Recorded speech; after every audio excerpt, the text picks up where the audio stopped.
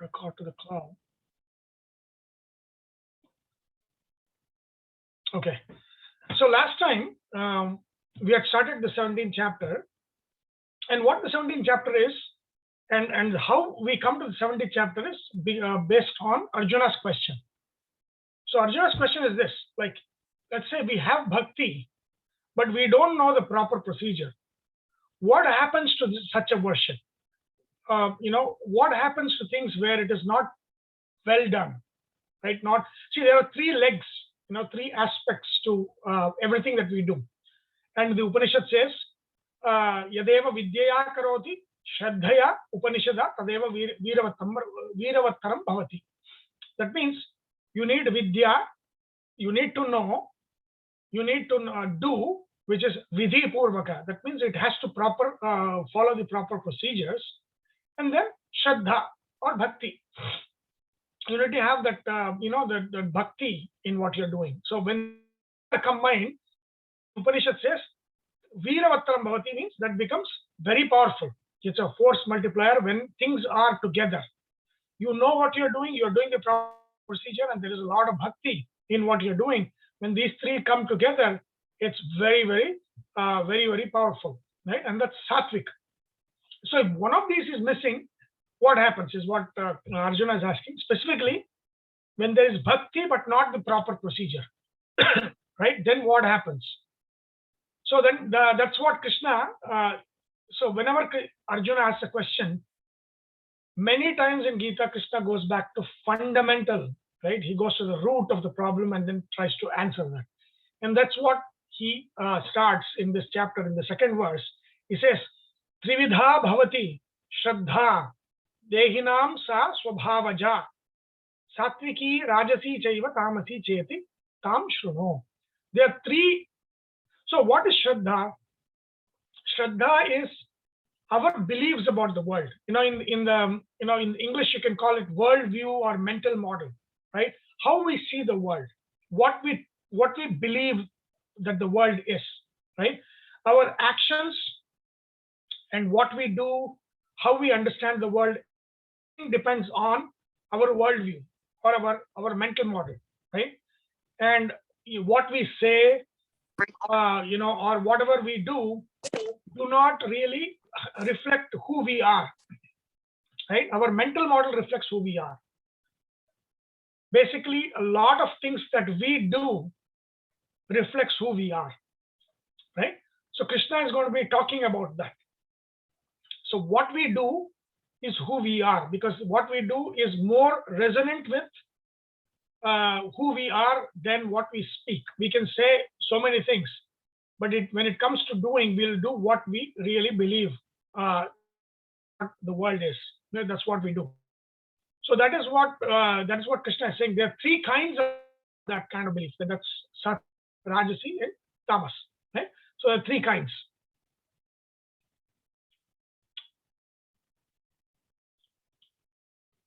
And then Krishna says, Sattvanurupa sarvasya shraddha bhavati bharata. Shraddhamayoyam purusho yoyat sa eva saha. Very, very powerful. What he says is, how we see the world, what our beliefs about the world is, that is what we really are. Our nature is revealed in that. Our nature is revealed in how we see the world, and therefore what we do in this world. That is what our nature is. Right? Was there a question?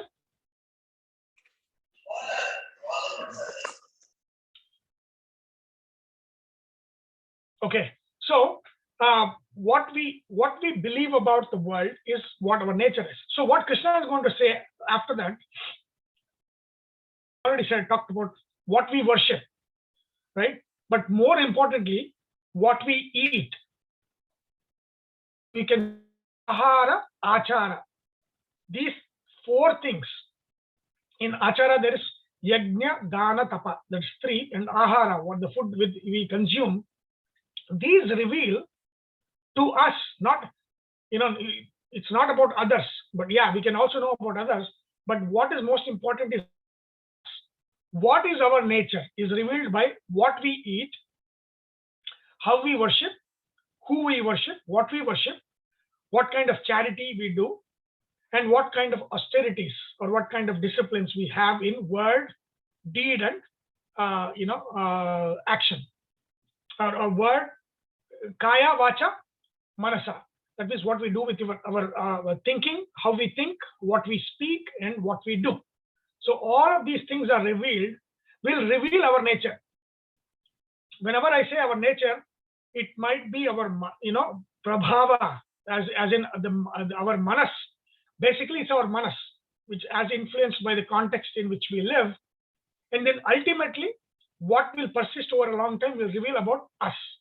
Who, in the Atma sense, who we are, is revealed by how we look at the world, what we eat, how we act, who we worship, what we give, how we give, and then the disciplines that we perform. All of these reveal at one level we think, and at a very deeper level the nature of our very Atma, who we are. All of those things are revealed by ahara and achara.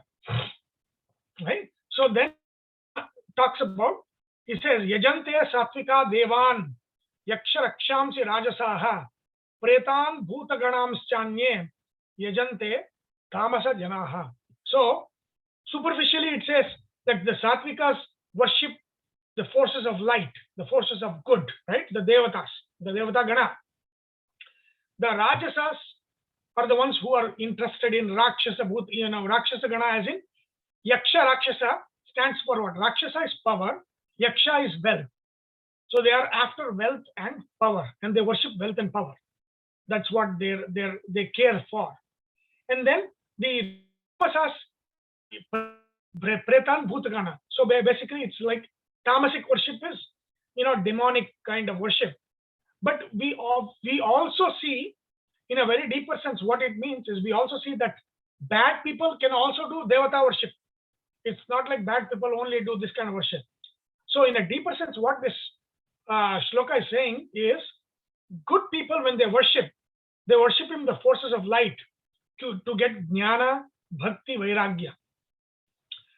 When and they're worshipping knowingly, they know what they're doing, they're following the procedures, there is bhakti. All the three legs of Shraddha is available. When the Rajasas are doing the Devata Puja, even when they're doing the Devata Puja, they're doing it for money and power. They are not following any proper procedures, right? They're not following any procedures. There might not be any bhakti, nothing at all, right? No knowledge. So that such kind of worship, even if you say Devata, even if you Devatam Uddishya, that means if your worship is to the Devatas, who takes it? Yaksha Rakshamsi. The one who accepts your worship are the Yakshas and the Rakshasas. The Asuraganas are the ones that are getting your puja. That means even though you might be doing mantras, you might be doing all of those things, procedure is faulty. When there is no bhakti, there is no jnana, and it's for power and wealth. The rulers of power and wealth are what? Rakshasa, Yakshaganas. So they are the ones who are accepting your worship, not the Devatas. Even though you are worshipping the Devatas, the acceptance of that worship is by the Asuraganas and not the Devatas. Okay. The same way, when there is no procedure, no bhakti, nothing, and it is all demonic, where you want the destruction, there is no self or the other, it's black magic and all of those things, right? You want the destruction of the others and all of that. Such kind of worship, even if you do it for the Devatas, will be accepted by Pretaganas, the demonic, the ghosts, the Pretas. Preta means what? Those who have left the body and are dangling, right? That is called Pretagana. So Bhuta Pretagana, they are getting that, they are accepting it, not the Devatas. So that means when you wish somebody action through your worship, that is not going to the Devatas, because Devatas do not take that worship. They take the Bhuta, the Pretaganas take that worship. Okay? So it's very important when you are worshipping the Devatas that you have the right knowledge, follow the right procedure, and have bhakti, and ask for jnana, vairagya and bhakti, not anything else. Because if you ask for anything else, see, the Devatas know what you need. You don't have to tell them what you need. And my guru used to say, when your kids ask you for something again and again, you get a little irritated. But when they do without asking, you would love to bring them things that they love. Right? That is what you need, is how the worship should be. You don't have to tell the Devatas, you don't have to tell Paramatma what you need, because you don't even know if that is good for you or not, right? Eventually. So we only see what we think, but not what really matters, right? Paramatma, the Devata Ganas know what is really good for us. They know what to give us. So don't ask for things. Ask for Jnana, Bhakti, Vairagya. Whatever you don't have, whatever you need, that is what Krishna says, right? Yoga Kshemam Vahamyaham.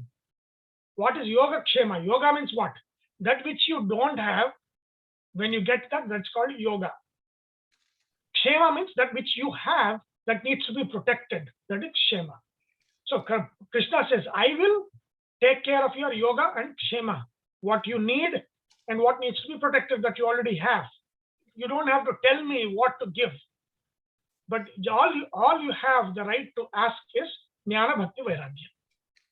Everything else, Paramatma knows what to give, when to give, right? So do not dictate your terms. Paramatma will handle it. That is satvika. But when you start dictating, when you start asking for power and wealth and all that becomes rajasika. Then the Devatas shun those kinds of worship. The Rakshasas with the same name as the Devatas accept it, right? And so they would give you that, and then they take hold of your manas and chitta and drive you into that thinking. And when it is purely destructive, then it is a Pretaganas are attracted to that worship. They take it, they accept it, and they take you in their faith. So that is what Krishna is saying. How we worship, what we ask in our worship, determines who we are and what path we are going to follow. Right? Very important. It's very important. Sunil, can I ask a question? Yes, yes. So if somebody rajasic, meaning like they're desiring power or money or position in the society, they go to the temple to worship and say they ask for those things. So they go to Rakshasas with the same name. So they go to Ganesha temple and worship. So who is the Rakshasa equivalent of Ganesha? Yeah, there's a Ganapati. There is a Rakshasas by the name of all the Devatas. Okay, so basically, if you ask for something which is rajasic in nature, so it doesn't even go. You don't even have to go to the temple. That's what basically it. Correct. Basically, even if you're going to the temple, is a waste of time. I mean, and the satvik person really doesn't have to ask anything. You have to ask, but you have to ask for the right things. So if you ask for, give me the capacity to do good things to the society. Okay. Like that. I want to do dana. Give me the capacity to do dana. Okay. Right? So that is the one, that is sattva. But if you are saying, oh, I want that thing, you are dictating to the Devatas when you don't even know whether getting that thing is good or not for you. Right? And we have done this exercise many times before. It is like go back 10 years, all the desires you had 10 years ago, right? And many of those things have already been met. What did that give you? Right? Are you satisfied with it? Are you even happy with it? Sometimes we think getting something will make us happy, but then you'll find out that that was the wrong thing to get. So basically, we don't know what is good for us. We don't know. Because we don't know the future. We don't know the implications. Right? There's so many other causalities that come in play, which we do not think, we cannot think about. We do not understand. So when you are asking the Devatas, do not ask for a specific thing because you are dictating. That should not be. That's rajasic. You cannot dictate what you Devatas.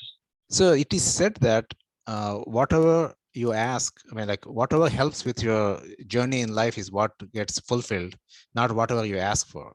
That automatically happens, right? Whether you ask it or not. No, when you ask, you are actually removing what is good for you out, because the Devatas no longer accept it. Right? I mean, when I say it, it's not like black and white. It might be that, let's say 100%, you're offering 100% in terms of your worship. Without taking 100% because of bhakti and lack of a few things, there might be a 10% acceptance by the Devatas. 90% will go to the Rakshasas. Right? Because there'll be something good that you are worshipping with, something good is there. So only the good portion the Devatas accept. The bad portions the Rakshasas will accept. So the Rakshasas will actually fulfill your requirements? Whether they fulfill or not, they'll take you in their path because you're stronger. So that is a part of Maya. So you just go in that path.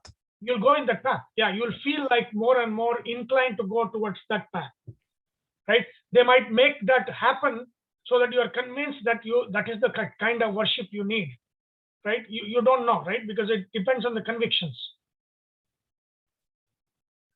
So that is why Krishna says Palakanksha should not be. Why Palakanksha should not be there? Because you don't have to dictate. The Devatas know. Paramatma knows what's good for us. Why do you have to tell them? Don't tell them. Just ask for Jnana Bhakti Vairagya. That's it. Give me that. I want your anugraha. Purna anugraha siddhyarthe. Jnana Bhakti Vairagya siddhyarthe. Right? So that is the things to ask. That's satvika. Right? That's also kama. That's also satvika desires. That's something that you are supposed to ask. But don't ask for specific things, power, position, wealth, and all of those things, because Devatas dislike such an offering. So they might not fully accept it.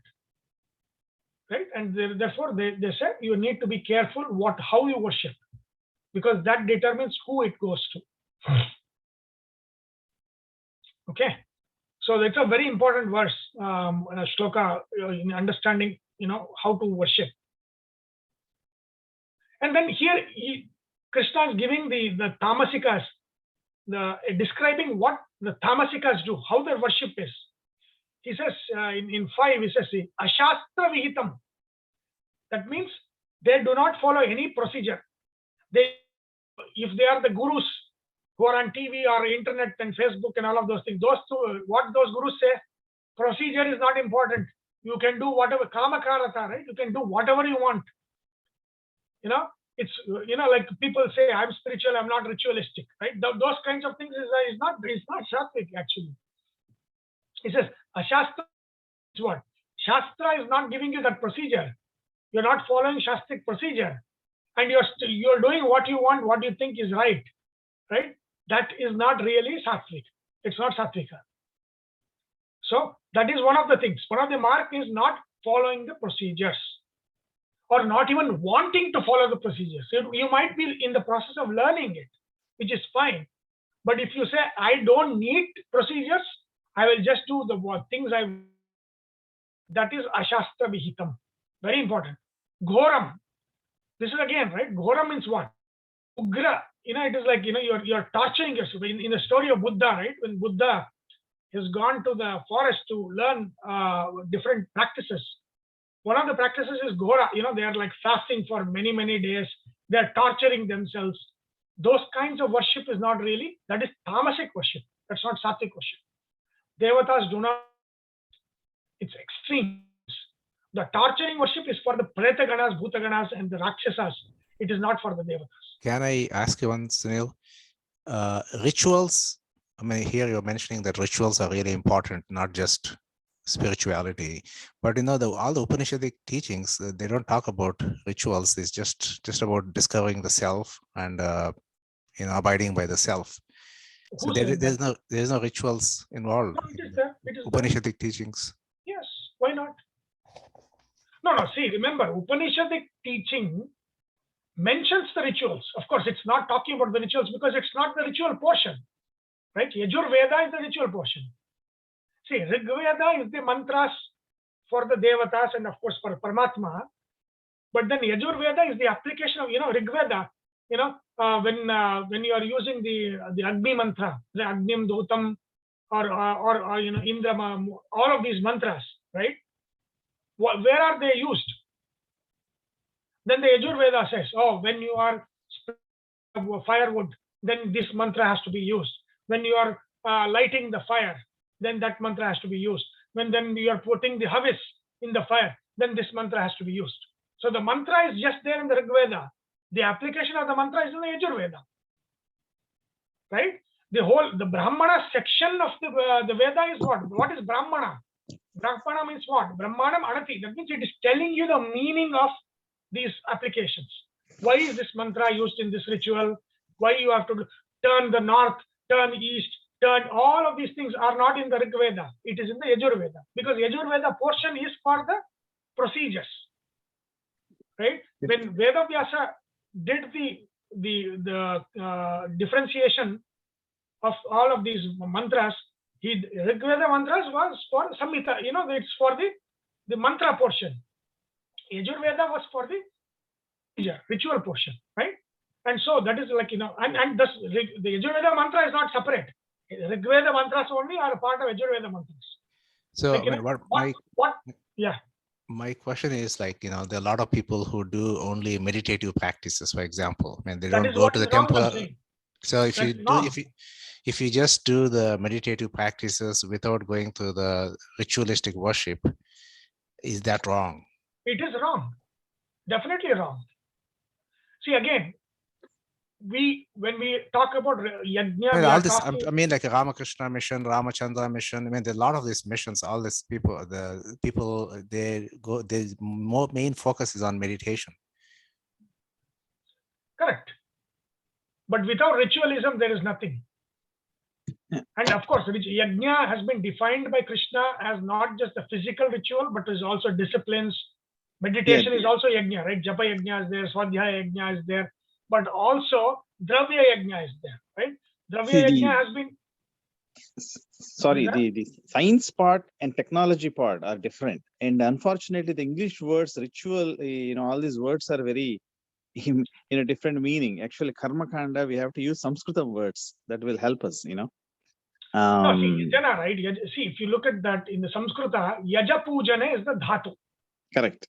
Yaja means pujana. Worship means, see, ritual, what the bad rap for ritual has come because it is ritual in Christian thinking.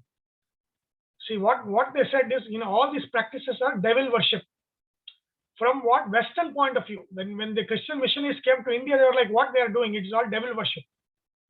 So we have inherited that thinking, and we are looking at our own selves the same way as the West looked at us. But show me one thing in all the Vedic literature where it says the ritual or the yajna part is bad. Show me one part. Upanishad talks about yajna. Where is it not talking about yajna? But the whole purpose of doing the ritual and doing the puja is to get your focus on concentration, so you can meditate on the self, right? I mean, that's the whole process is to get to that on level. Paramatma. Yes. Paramatma, okay. Yes. Correct. But if you're able to do it without that ritual, what is the problem? That's not possible is what I'm trying to say. That is not possible. That's what Krishna is saying. That is what, if the exact question that you ask, that is what Arjuna is asking here. Ye shastra vidhim utsrajya yajante shraddhayanvitaha. That is exactly what you said. Those who give up shastra procedures, ritualistic procedures, and are worshipping just with shraddha, doing meditation, Arjuna is asking, what kind of worship is that? Is that satvika, rajasa, tamasa? I think it meant Shastra in there. It means scriptural knowledge. I mean, lack of scriptural knowledge should not prevent you from doing vidhi. Vidhi means rules. What are the rules for rituals? Yajante, it's yajana, right? You are worshipping. This is the ritual part. Yajana without shastra vidhi. That is where you are saying, I will not do anything, and ultimately meditation. No, there is no ultimately meditation. It is all, see, if you look at the third chapter, what does Krishna say? Sahayajnyaha prajasishta purovacha prajapatihi. That means what is? Yajnas and the societies, the human beings were, when they were created together. And what did the Brahma say? Brahma said to the Manushyas, he said, use this yajna to feed the Devatas. And let the Devatas be happy with what you feed and give you everything that you desire. This is the Yajna Chakra. What is the Yajna Chakra in the third chapter? There is no Yajna Chakra. Where is the Yajna? Then where is the Chakra if there is no Yajna? Right? Krishna is saying the whole of the thing is centered on fire. Fire is the most important thing. Fire is the medium between the Devatas and us. Right? That's why it's said, Agnim Dutam. He is the messenger of the Devatas. Agni is the messenger. So carries our offerings. And the blessings comes from the Devatas. Right? Without Agni, what do you do? There has to be, there has to be Agni. There has to be worship in Agni. Right? There's no worship without Agni. Right? Yes, to some extent we can say that Agni can be internal Agni. Fine. But then our responsibility is also in the Panchamaha Yajna. Dravya Yajna is more because the Devatas are the Dravya Yajna, which we are not doing. Right? Of course, we are not doing that. But that is what, it doesn't mean we are right. It means we are lacking in doing that. That's it. So as long as we understand that we are lacking that part, let's not assume that, that is not needed because we have come to some higher level. There is no higher level. Even the highest level, you still have to do Yaja Pujana. Right? You have to do the Pujana. So that is very important. And that is exactly what Krishna is talking about, which is what Arjuna's question is. Say I am the meditator and I have all the, I'll meditate on myself or whatever, and I don't have to do any vidhi. Krishna says, no, that is imperfect. That's not the way to do it. Right? The whole chapter starts with that question. Okay. So, yeah. So here, Krishna is saying, Ashastra Vihitam Ghoram. So what is the worship like? Not following the procedures.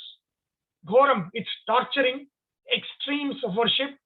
Tapyante ye tapojanaha. Those are the ones who, that's the worship and disciplines that they have. Damba ahankara samyuktaha. What is that for? It is show off. It is selfish. It is for power. All of it is the goals of all of this is that. Kama raga bala. So based on desire and lust and all of those things, and for power. If that is the worship, that is tamasic. The tamasic worship is like that. Right? Doesn't follow procedures, is extreme, and it is for selfishness. It is for greed. So all of those things is tamasic. And then he goes on to say, Karshayantaha. Please mute. If there's no question, please mute. Karshayantaha sharirastham bhutagrama machetasaha mam chaiva antah sharirastham tan vidhi asura nishchayan. That means those who have asura nishchaya, that is both rajas and tamas, and mainly tamas. Karshan, what are they doing? They are limiting the Devata. Bhutagrama mimam krishna, means the Devata gana, right? The Surya Devata is in the eyes, Chandra Devata in the ear, the voice is Agni, Ashwini Kumaras, nasal, right? All the Devatas are there in our body. What they are doing? They are, by torturing oneself, they are limiting them, showing them as small. They are disrespecting the Devatas within and without. They're disrespecting the Antaryami within those. That is what the worship is a show of disrespect. It's not worship. That is Asura Nishchaya. That means that is the conviction of the Asuras. That is how it should be. That is their Shraddha. Okay. So we are done until 6. Is there any question until now?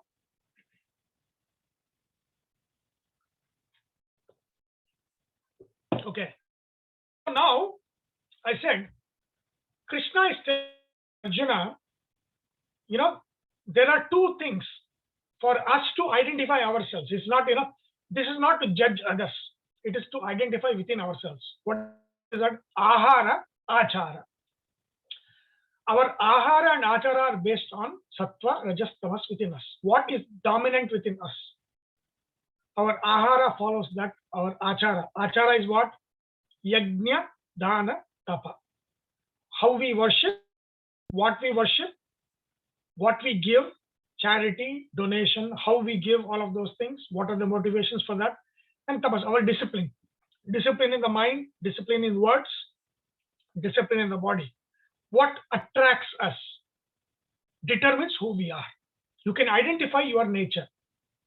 And it need not be your Atma nature. It can be your Antakarana nature.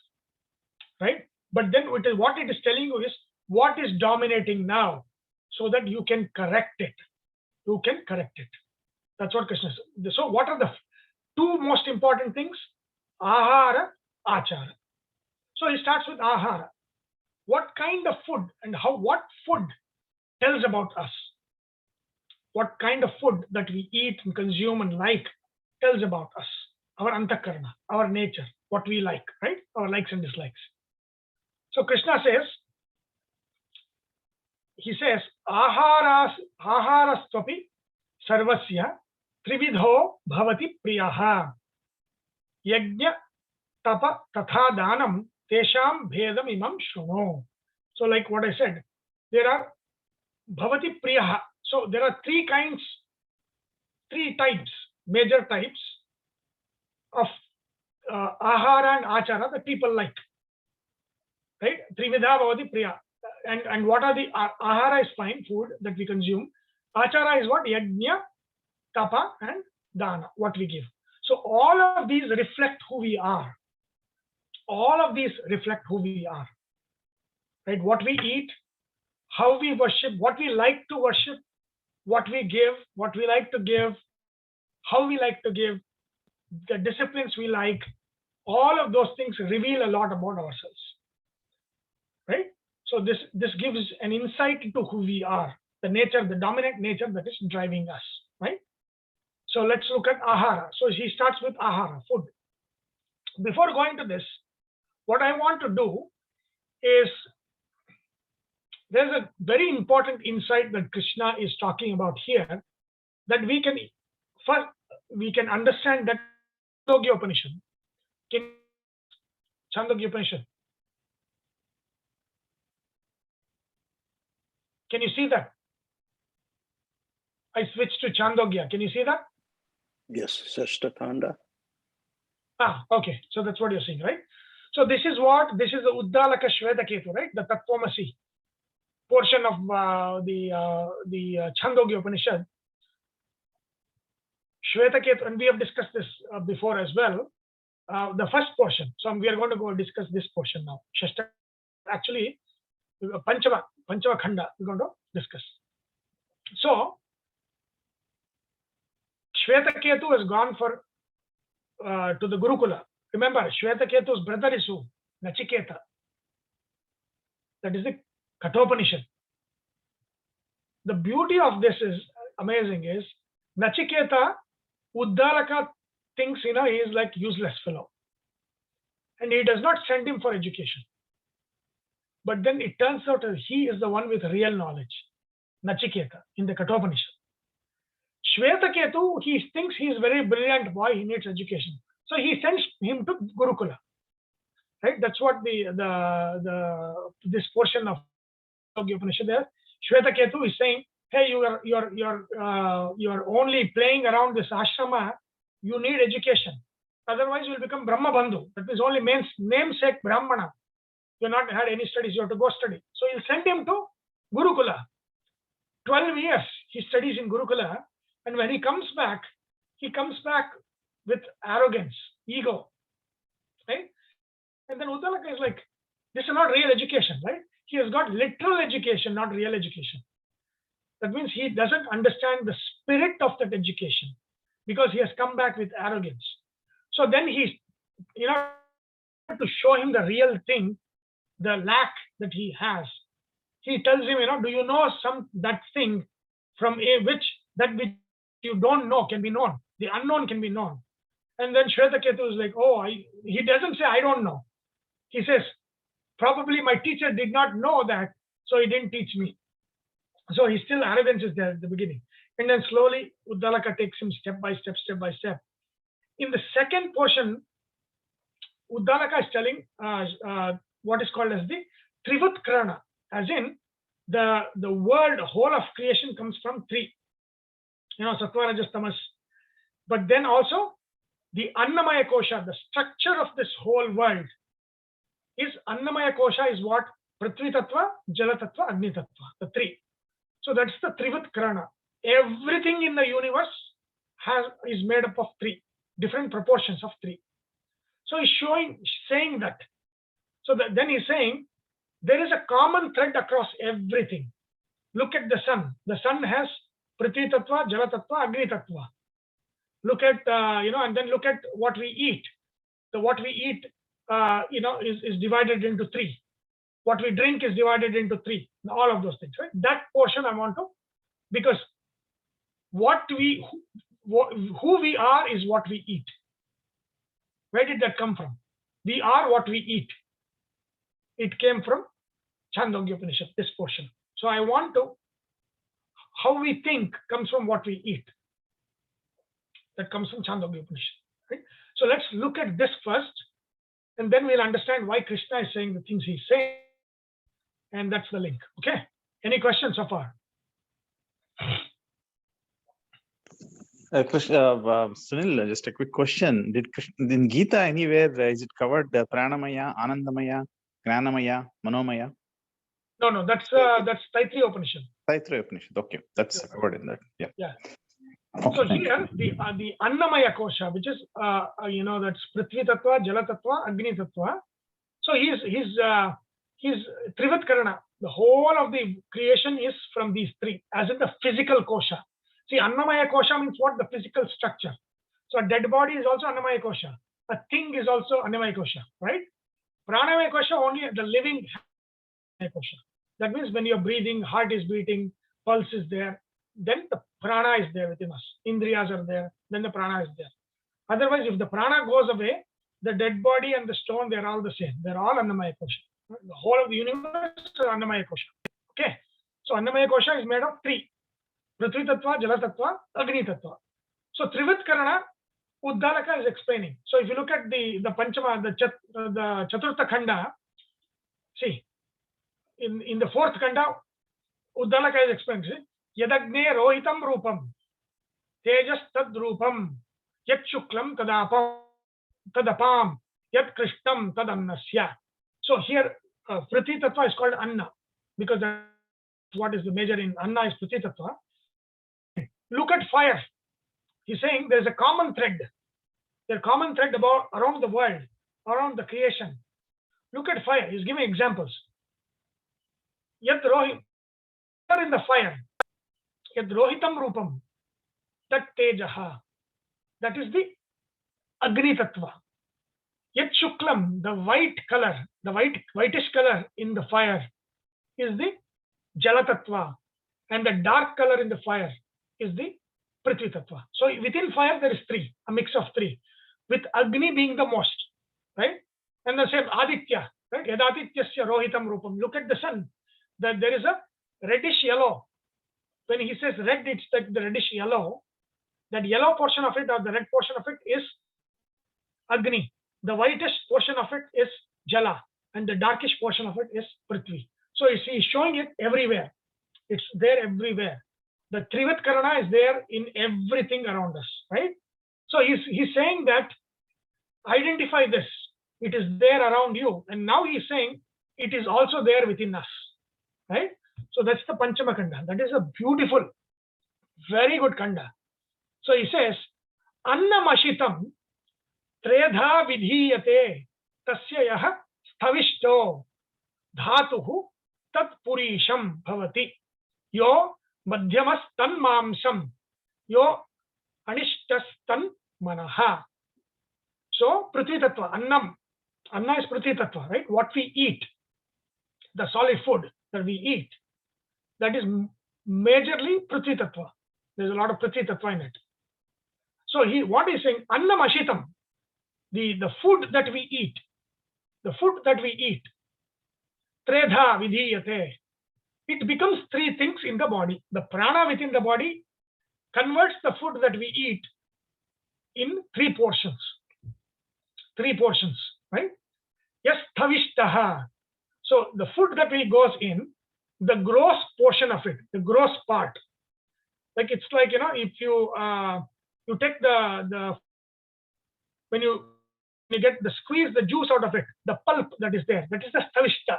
The grossest portion is the pulp. The juice is the madhyama portion, right? So that is the very similar to that.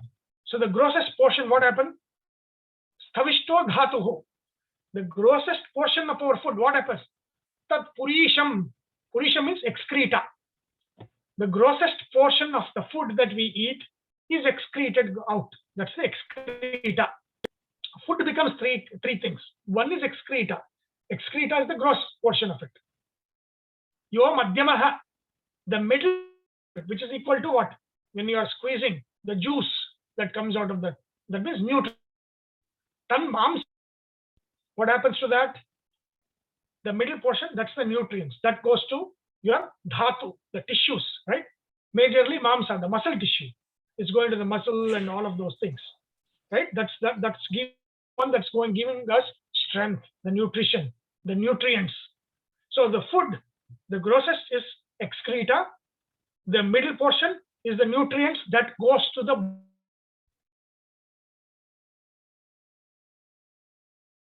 physical nutrients.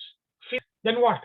Yaha anishtaha, the one which is very subtle. Tan manaha, that goes to the mind. Got it? Food is divided into three things in the body, three portions. The gross portion goes down as excreta. The middle portion, madhyama, goes to the body as nutrition. And the anima, that is that which is very subtle portion, that influences the mind. Therefore, we are what we eat. Comes from this. That means what we eat influences our mind, influences our manas, it influences our antakarana. How we eat is what. There is a link between manas and anna, and this is the link. Got it? And this is why, then you will understand what Krishna is saying. Is there a question?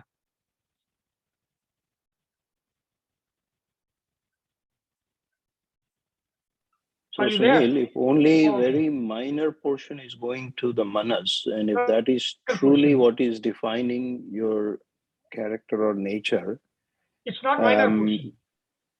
It's a subtle portion. Subtle portion, not the minor portion. Okay. It is the essence which is going to the mind. The bulk Yeah. portion is staying as fecal material. The bulk is the fecal material. Correct. The bulk is the fecal material. Then there is the nutrients that goes to grow the body, and there is a subtle portion of it. That is not minor portion. It's a subtle. That means there's a subtle vibhaga. I think physiologically, I can explain that as the fiber stays in the stool, that is the bulk. Okay. And then the protein, fat, or the building blocks, they go to build your muscles and stuff. And the glucose, the fine glucose, which nourishes the brain, that's the essence, everything, all the physiology goes towards forming glucose. Yeah. Krishna, there is something more to this. Actually, the food carries information, not only the glucose and other stuff, the food actually carries information, and the gut is your second brain. Yeah, but still there's physiological causality behind that, right? There's some physiology there. Okay, so what Krishna is saying is, whatever we eat, it's not just to grow the body. That influences the manas as well. How we think, what we think. There's a lot of influence in what we eat. So don't think eating is just for the body. Eating is also it's also mind food. It's body food and the mind food, because there is an influence both on the body. Portion of it influences the body as its nutrients. The other portion of the body, other portion of the food influences our thinking, how the brain works, how we think, what are the motivations we have. So that is what it is, right? Food, that is what we eat is who we are. We are what we eat. That is what this one says. Then he says, that is the Prithvi Tattva, right? Coming to Apas Tattva, he says, Apaha Pita Tridha Vidhiyante Tasam Yas Tavishto Dhatuhu Tan Mutram Bhavati Tal Lohitam Yo Anishtaha Sapranaha. What does he say? He says, Apaha, when we drink water, liquids, when it goes inside the body, there is three things. Prana makes it into three things. What? The grossest portion of it becomes mutra, urine. The grossest goes as urine, sweat, all of those things. Then stavishto dhatuhu tan mutram. One portion goes as waste, which is the gross. The other portion, the nutrients portion, goes to, what is it? The blood, dhatu, right? And also goes into all of the lubrication and mucosa and all of those things, right? That everything that is kapha, what we call kapha or kapha, that is all derived from jala tattva, right? That. And the most portion of what we drink, the jala, water, goes to our prana. It goes to our prana, right? So if you look at it, there are three sources of prana. The air is the immediate source of prana, and the largest source of prana is air. When we breathe, we are getting the prana directly. Water is the second biggest source of prana, right? And if you leave air, because you have to breathe to live, so it is a given. So that is why in one of the portions of this khanda of this portion, then to make him understand this, he will tell Shvetaketu to fast for 15. Drink as much water as you want, but don't eat any food. And then when he comes back, he says, tell me all of this Vedic portion. He does not remember it. So he says, see, the water has prana element, and therefore we are alive even without eating. But then all of your brain faculties are not working because are no longer there, because the manas, the anna, is going to manas tattva. So that is not there. So your manas is not able to recall. So go and eat, and then he'll go eat and come back, and then he'll recall everything. So he says, recall is not you. It is all the processes within our body that is causing you to recall or not to recall. Where is your ahankara? Right? Where you cannot, when you don't eat, you cannot even remember what ahankara you have. That is, he wants to show him his position, right? So in that is what he's talking about here. So drinking is the biggest source of prana. Water is the second biggest source of prana. Food is the third biggest source of prana. When the prana is pulled from the nutrients, that is the third one. First major one is breathing. That's why pranayama, right? Prana. Second one is water. Third is food. Okay. So then what he's saying? There is a fourth one also, Sunil. People came to know that when people do asirvachanas, the pranic energy is actually improved for a person when you get ashirvachana by elders and by pandits. Yes. Yes. But that's not a bhoga, right? That's just ashirvada. Like what we are consuming, air, that is our biggest. We consume water, that is our second. And food is the third. Okay. So in water, the grossest portion of it goes as urine, sweat, urine, and all of that. The nutrient portion of the middle portion of it is blood, and then all of the kapha elements, mucus, mucosa, and all of those elements. And then the subtle element is the one that goes to sustain prana within us. after air, water is the biggest contribution to life force within us. Right? So there are 3. Then he says agni, tejo ashitam, tredha vidhiyate. So now agni, when we eat agni, so what does eating agni mean? What is agni? Eating agni? Spices. Huh? No, not Spice. spices. Not spices. Here it's not spices. Oils, ghee, that tejas. So tejaha ashitam tredha vidhiyate. When the oils go into the body, it is converted into 3 portions. Yes, havishtaha dhatuhu tad asti. So the gross portion of it, that becomes the bone and the marrow, the nerves and all of those things, right? That is all from the oil that we consume. That is the lipids and all of those things, right? That the grossest portion of it goes to build and maintain asti majja, right? Asti majja, especially nerves, very important. Oil is very important for that, right? The fats. So fat is very important. The ghee is so important for the kids, for the brain cells development. Exactly. I don't understand this vegan concept. This is a low fat, no fat diet is useless. Yep. Yeah. So yeah, here he's saying the fat is the one that builds up our bones and our majja, especially our nerve tissue, majja. Right? That is very, very important. Yastavishto dhatu tadasti bhavati. Ya madhyama, the middle nutrients is majja. Right? The grossest part is our bones, going to our bones. The middle part, the essence of it goes to nervous system, muscle and nervous system. Like, of course, I shouldn't say muscle because muscle is more of anna, but this is more of nerves. So they're responding to Balabhada's thing, vegan diet does have fat. Like, we have flaxseed, we have all that stuff is vegan, but it's very nice. Plenty of very fat. Nice. Yeah, just want to. Fat, thank you. Yeah, low fat is really, that is killing people. That should not be there. Fat is very important, right? Right? Samajja. Why? Because that is the one that is maintaining our system. Is fat. It's very important, right? Yeah. Anishtaha, the most subtle portion of it, savak, our vocal cords, the voice comes from fat. That is the connection. How we speak is dependent on the fat. So it is like, because you see, vak is, who is the vag abhimani? Agni. Agni Devata is the vag abhimani Devata. So the agni that we eat, which is all the fatty food and all of those things, that is the one, the grossest portion becomes our to construct and maintain our asti, bone systems.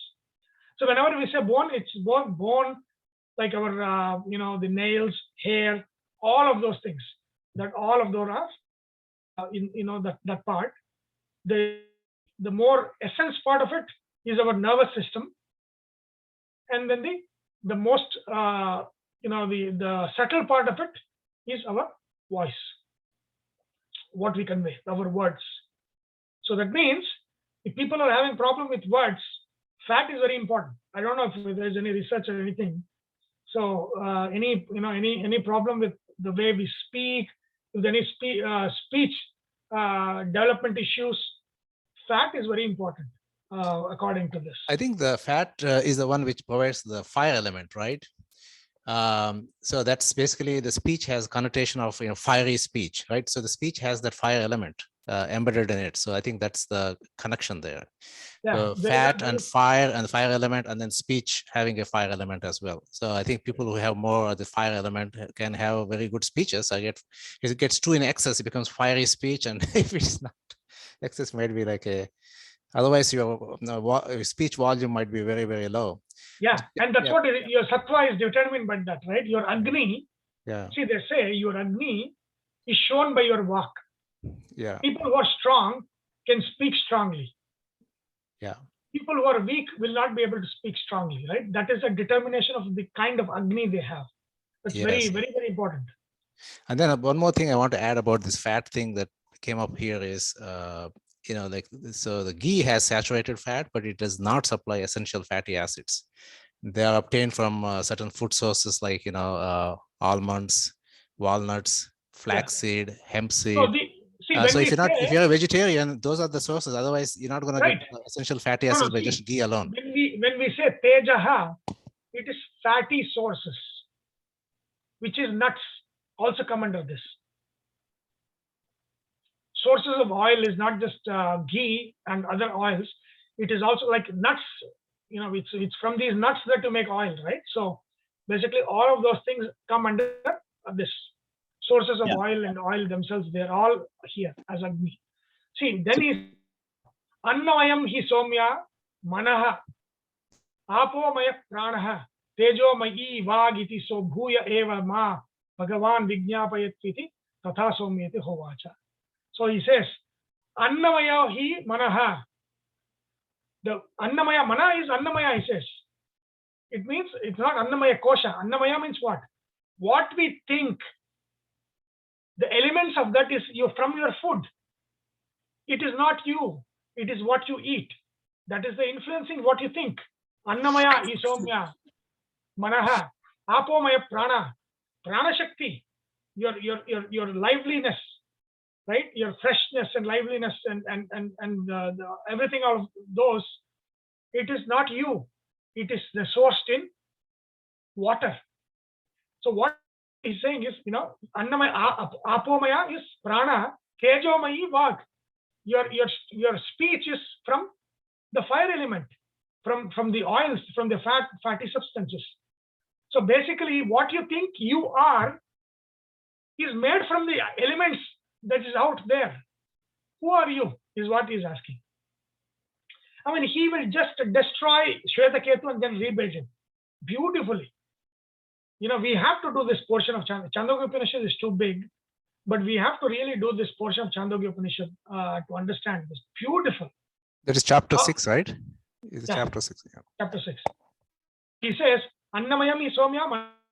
So manas, what you think is basically determined by what you are eating. You are not in control of it. Your prana, that you life, you are alive. Is what? Because of water that you are drinking, not because of you. Right? Your speech is because of the tejas that you are eating, the fatty food that you are eating, not because of you. Because he also says, ask him to fast for like a few days and then tell him that what all portions have been, his mind stops functioning after a while because Correct. I think that's the next part, right? I think that's the next part. So what he's saying is, you came with a lot of ego. I am the one who knows everything. If you don't eat for 15 days, you're not even able to recall that. What do you know? So he's cutting him down to size. That is not education. Ego is not education. Right? Vidya dadati vinayam. Where is the vinaya? He's not has any vinaya, right? So then he's cut him to size by saying, nothing that you think you are is you. Your speech from fatty foods. Your prana comes from your water. The ability to think comes from your food. Who are you? Right? So he's kind of cutting him down to size, and then he's like, Bhuya eva bhagavan vijñapayatu. Tell me more, right? And like slowly, he's realizing, I don't know. Oh, I never knew this. And then slowly he's cut into size. And then he gets the Vinaya. Beautiful. This is amazing, Chandogya Upanishad. Very good, right?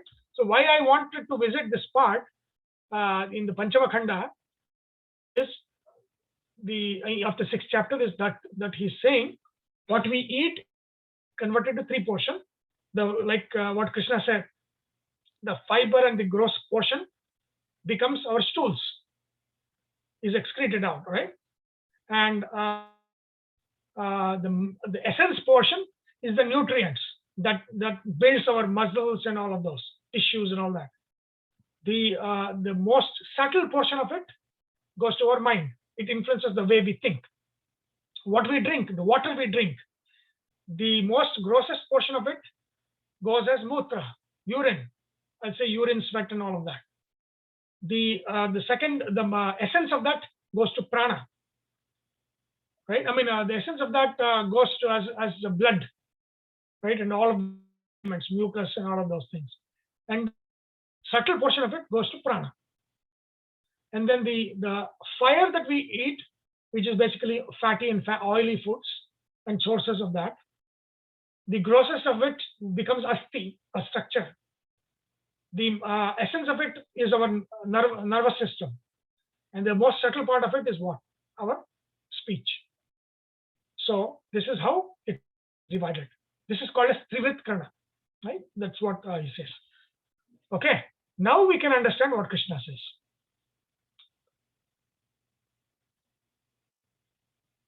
Any question?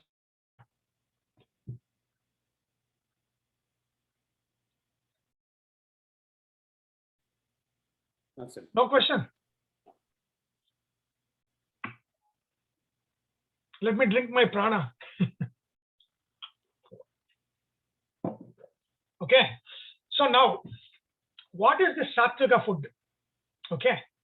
So Krishna says, again, this is like the 60,000 feet level. It's not, he's not saying eat this, eat that. He's saying this is the ideology of sattvic food. Come down and it translates into what vegetables, what everything, right? What food, we'll see in detail all of those. What is the kind of food? See, it says satvika priyaha.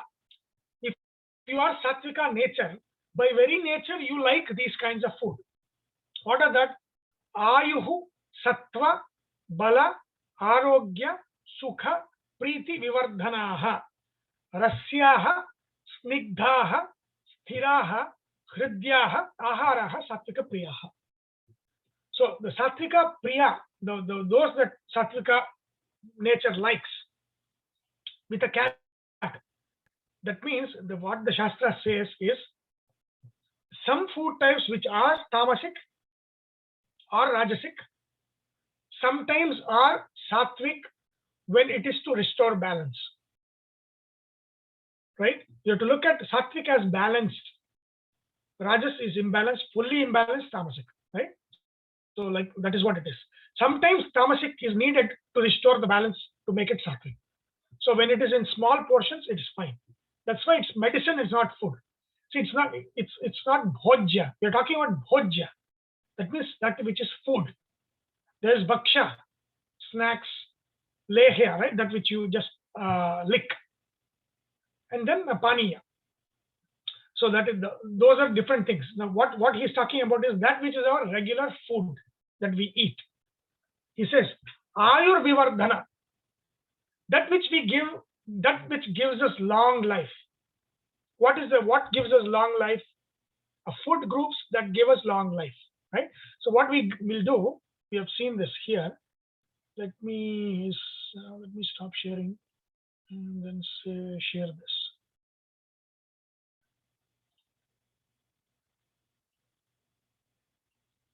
Okay. So I have, I put this in the spreadsheet. Trivikrana, right? So Trivikrana is everywhere.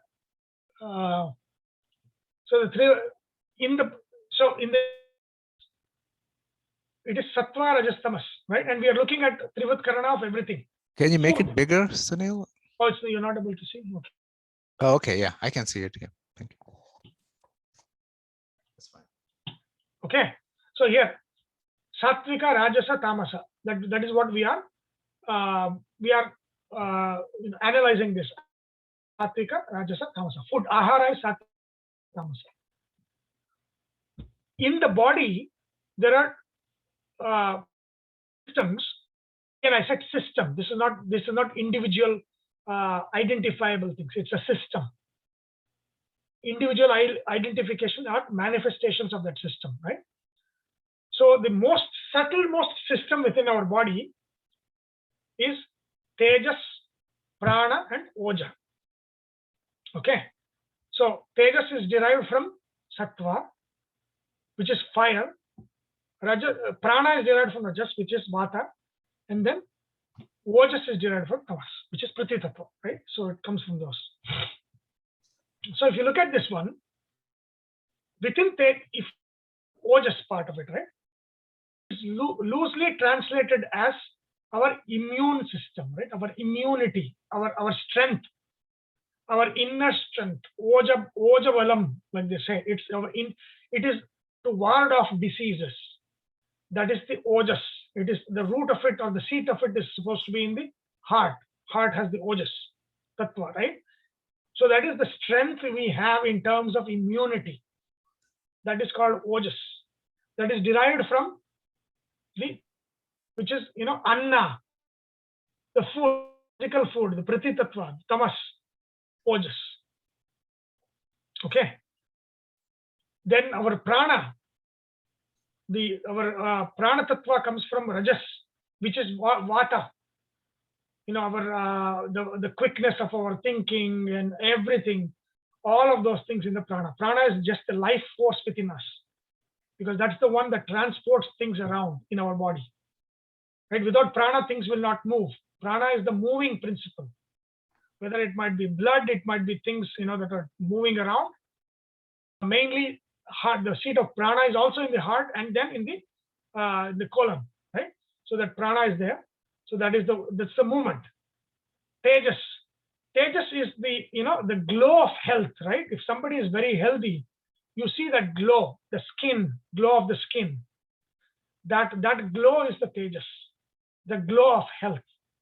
That's the tejas, right? It's kind of like it's not something, it is an outcome, right? It's like the basic thing of health, the glow of health, right? That is the more very subtle one.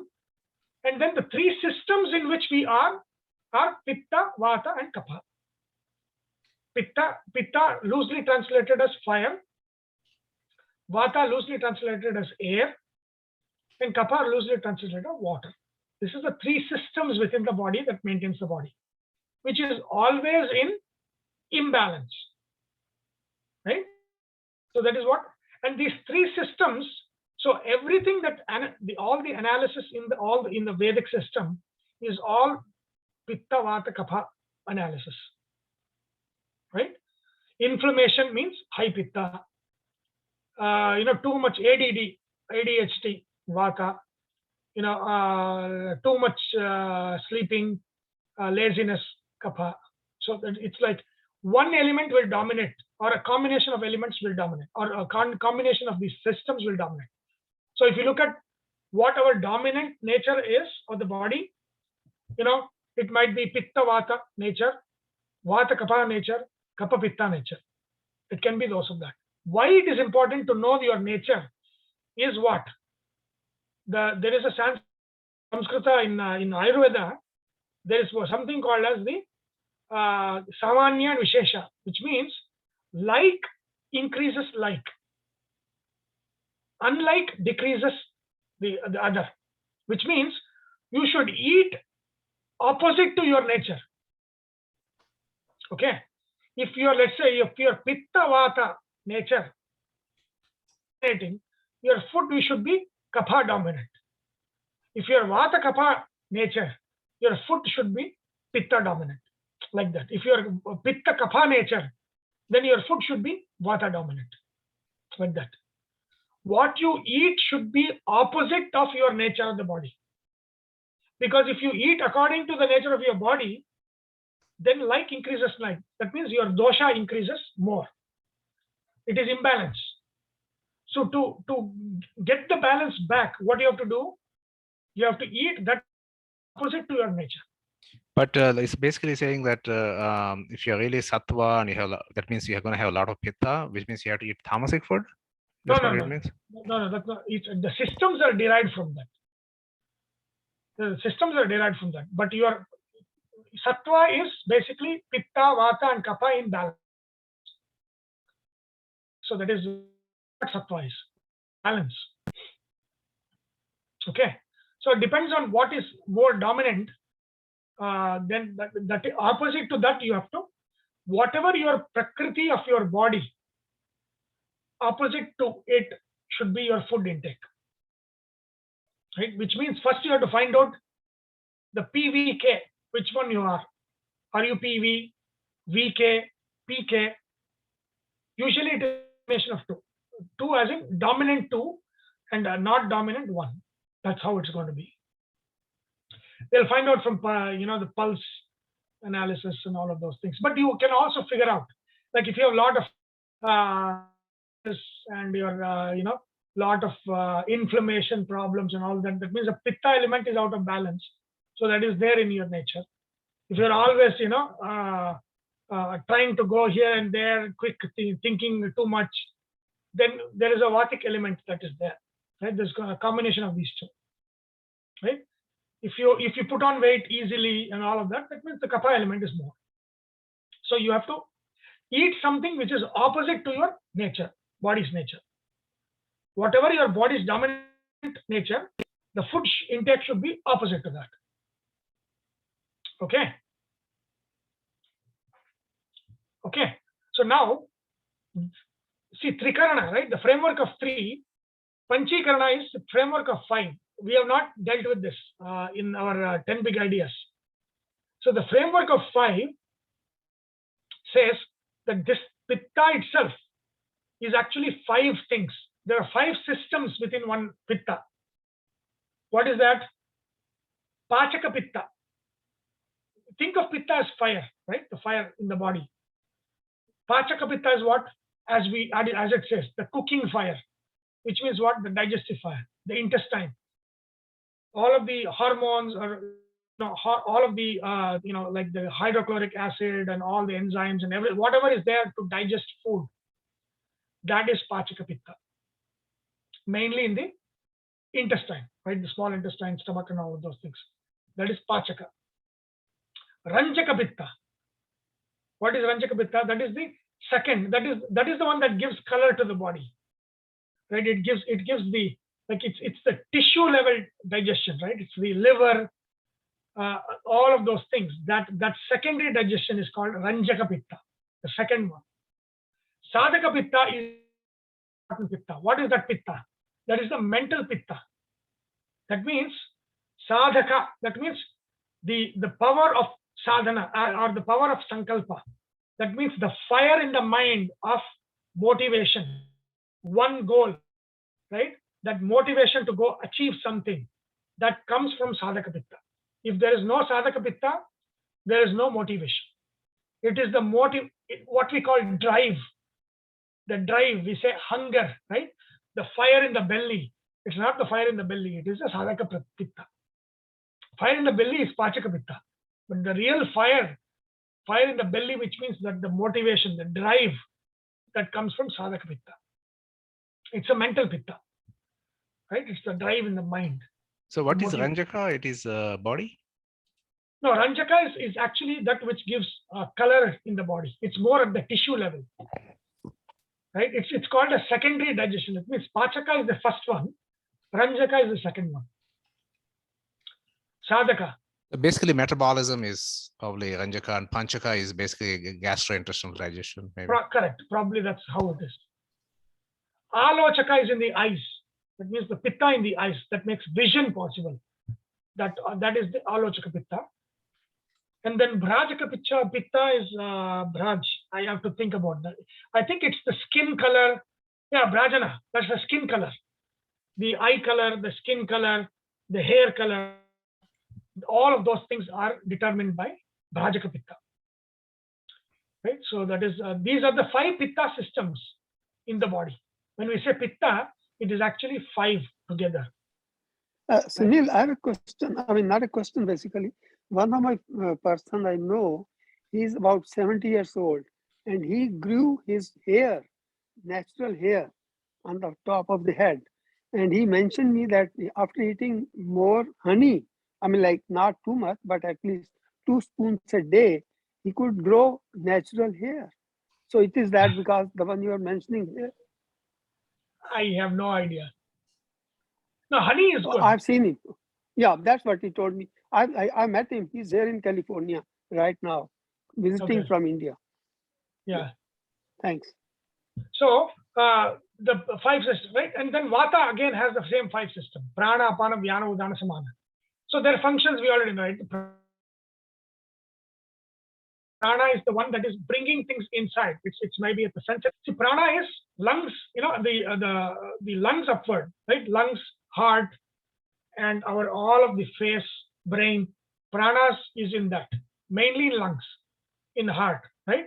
Which means it's bringing things inside. It might be sensory, it might be things, the way the swallowing, the air that we breathe in, all of those things are prana vayu, right? Not the life force, but the prana vayu, which is the maintainer of the the functions of the body, right? Apana vayu, that is the one which is elimination, right? It's taking all the what we call as this tavishta portion, right? All the grossest portion of food, water, and all of those things, and eliminating that, right? What in the brain? See, in the brain, the prana is getting us the sensory information. What is apana doing in the brain?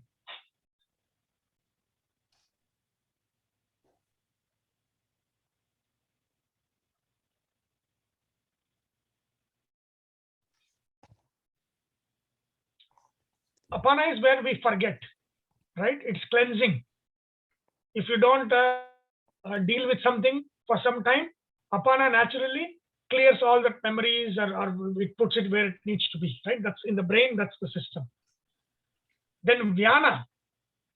What is vyana? Vyana is what? When we it is the distributing prana. That means it takes from the heart upward, right? So that is the distributing prana. Vyana is everywhere in the body. It goes from the heart to everywhere in the body. So it's kind of the circulation kind of thing, everywhere in the body. Udana is the one that goes up, as in that is when the prana functions. That means vak, shakti, smriti, the brain activities, they are all controlled by the udana vayu. Samana vayu is the vayu of the intestines, which is the vayu that makes all the digestions happen, all the movements, all the things, all the hormones, things that need to happen, because remember, everything is inert without vata. So the vata is the one that opens the enzymes and let it flow, things, peristalsis, where it's moving the food. All of those things are vata. So Udana means the one which goes up, right? And apana goes down, is it? Correct. Udana is going up. Correct. Apana is going down. It is the apana is going down. Elimination. So that is excretion, all of under apana. Okay. Samana is all the movements that are required for digestion. That is this one. Means if you look at this one, samana vata is connected with pachaka and ranjika pitta, but mainly pachaka pitta. Pachaka pitta, samana vata, they are all this one. They are all connected, interconnected in systems. Okay. Kapha also has 5 kinds: kledaka, avalambaka, bodhaka, tarpaka, shleshaka. So again, these are all, see, kledaka basically is when the fire element is there, that is pitta, the fire will destroy. So this has to be limited. So this is like the, all of the, what do you call that? Things that you need, the lining that you need to save. Like for example, the stomach lining to save the acid from eating its the own tissue, right? That is the kledaka. Kledana means to humidify, to wet. That means it limits the fire from self-destruction, right? All of these things. This is like grease.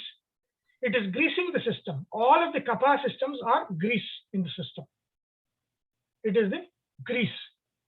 So the kledaka is the grease of the intestines. It's the stomach and the intestine, without which the pachaka will destroy the whole lining, right? When you get ulcer and all that, that means this is not protecting us. This is a protective layer. When this no longer protects us, then the pachaka pitta will destroy our lining. You get ulcers and all of those things because of that. When you have pachaka without kledaka. So if you look at the systems, pachaka pitta, samana vata, kledaka kapha, together it makes the digestive system. Pachaka is all the acids and everything that is required to digest. So it is equivalent to fire. Samana is one that moves things, right? It's taking the food, mixing it with all of the acids, taking it across the intestines and all of that thing. Kledaka is the linings that are protecting the whole of digestive tract from self-destructing, from injury, from these things, right? So that these three together make things happen. One thing missing, when the movement is not there, what happens? Constipation. So all of them you require all of those. It needs to be constantly working, right? Avalambaka is very important. Kapha, avalambaka means the kapha, that's basically the cleansing system in the whole body, right? I forget what it's called. The whole system where it is like the water going around. Lymphatic I think system. lymphatic, lymph, yeah. All of the lymph and all of those things that the body depends on for cleansing and all of that system, that's all avalambaka.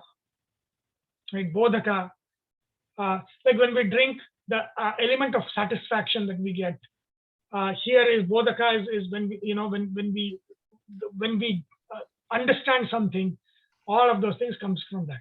Bodhaka is that understanding. Tarpaka is satisfaction. So without tarpaka kapha, we don't get any satisfaction. It gives you the sense of satisfaction is tarpaka, right? Shleshaka, I think it's a mucosal or something. So these are 5 systems, basically lymphatic, mucosal, lining, and all of those things that come under the kapha system, right? It's basically protective, greasing, making things work. Okay, so these 3 are in 5s. So everywhere in Vedanta, it is 3 and 5, right? A lot of this one. And Agni is 4 types of Agni we have. Agni is actually metabolic rate. If you have a lot of metabolism, that means if as it is rate, it's more of Agni is there. Samagni is what we want. Sama, we want Agni to be balanced. Manda Agni means what? Very hard to digest, right? As you grow older, should you eat a lot or should you eat less? Less. Why? Because the digestive power, I guess, decreases. That's the fire. The fire is manda. Manda means the fire is small. So what happens if you pour a lot of firewood on a small fire? You're putting it off, right? So when this fire is small, don't pour too many things into it. So your intake as you grow older and older should come less and less. This is also called digestive fire, right? This is Tikshna Agni is what? Tikshna is too much.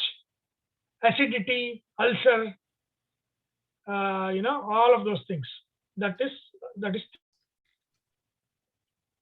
Vishama Agni is this is Sama, this is Vishama. That means people with Vatic nature. Sometimes it's Tikshna, sometimes it's Manda. It is like very fire is varying. So that is because of Vata. The 3 kinds of fire. Okay. So now we have seen this. What I'll do, we'll go back to Gita.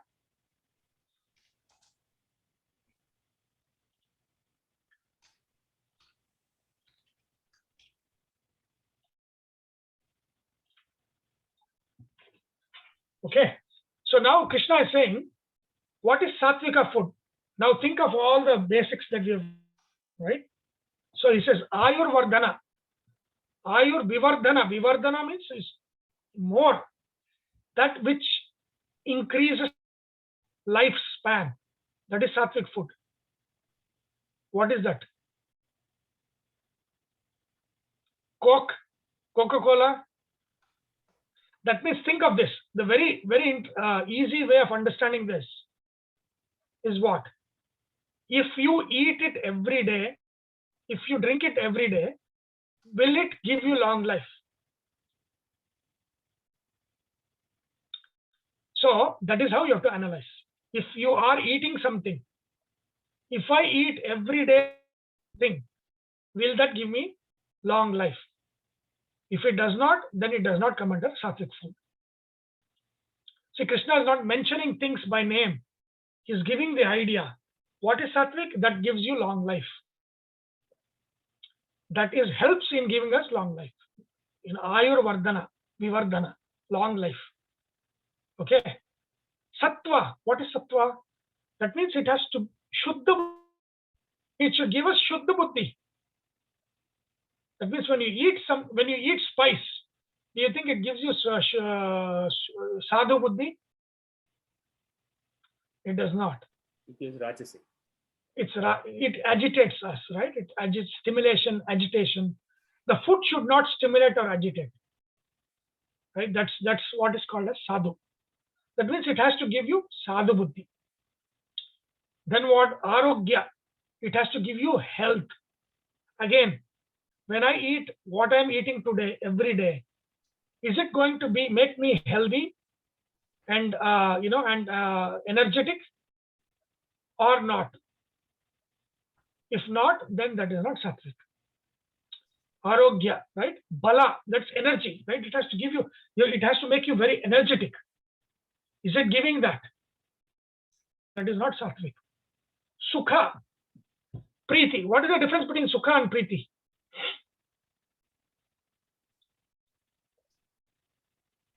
Sukha will be Preeti is tongue dominated maybe, and Sukha is mind dominated. yes.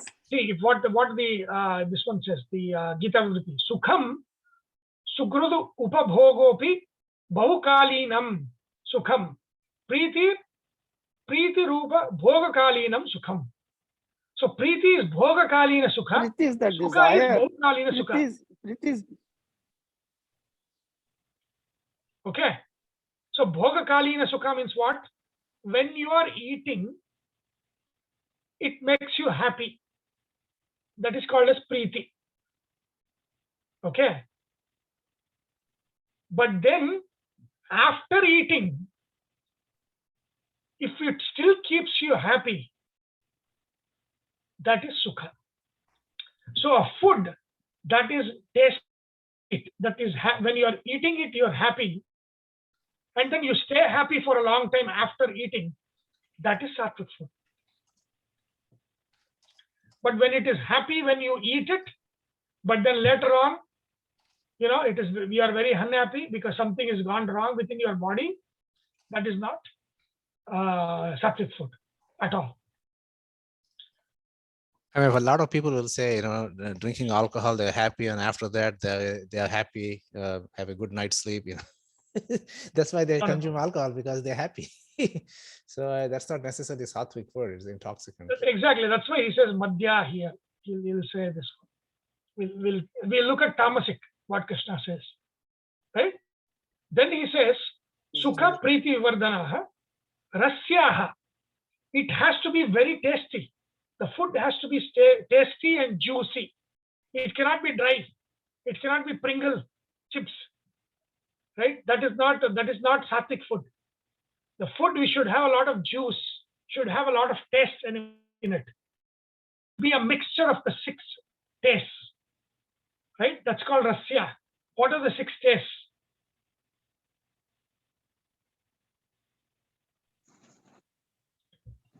Sweet, Shraddhatraya. sour, spicy. Okay, let's go back to this one. Hold on. Shadruchi.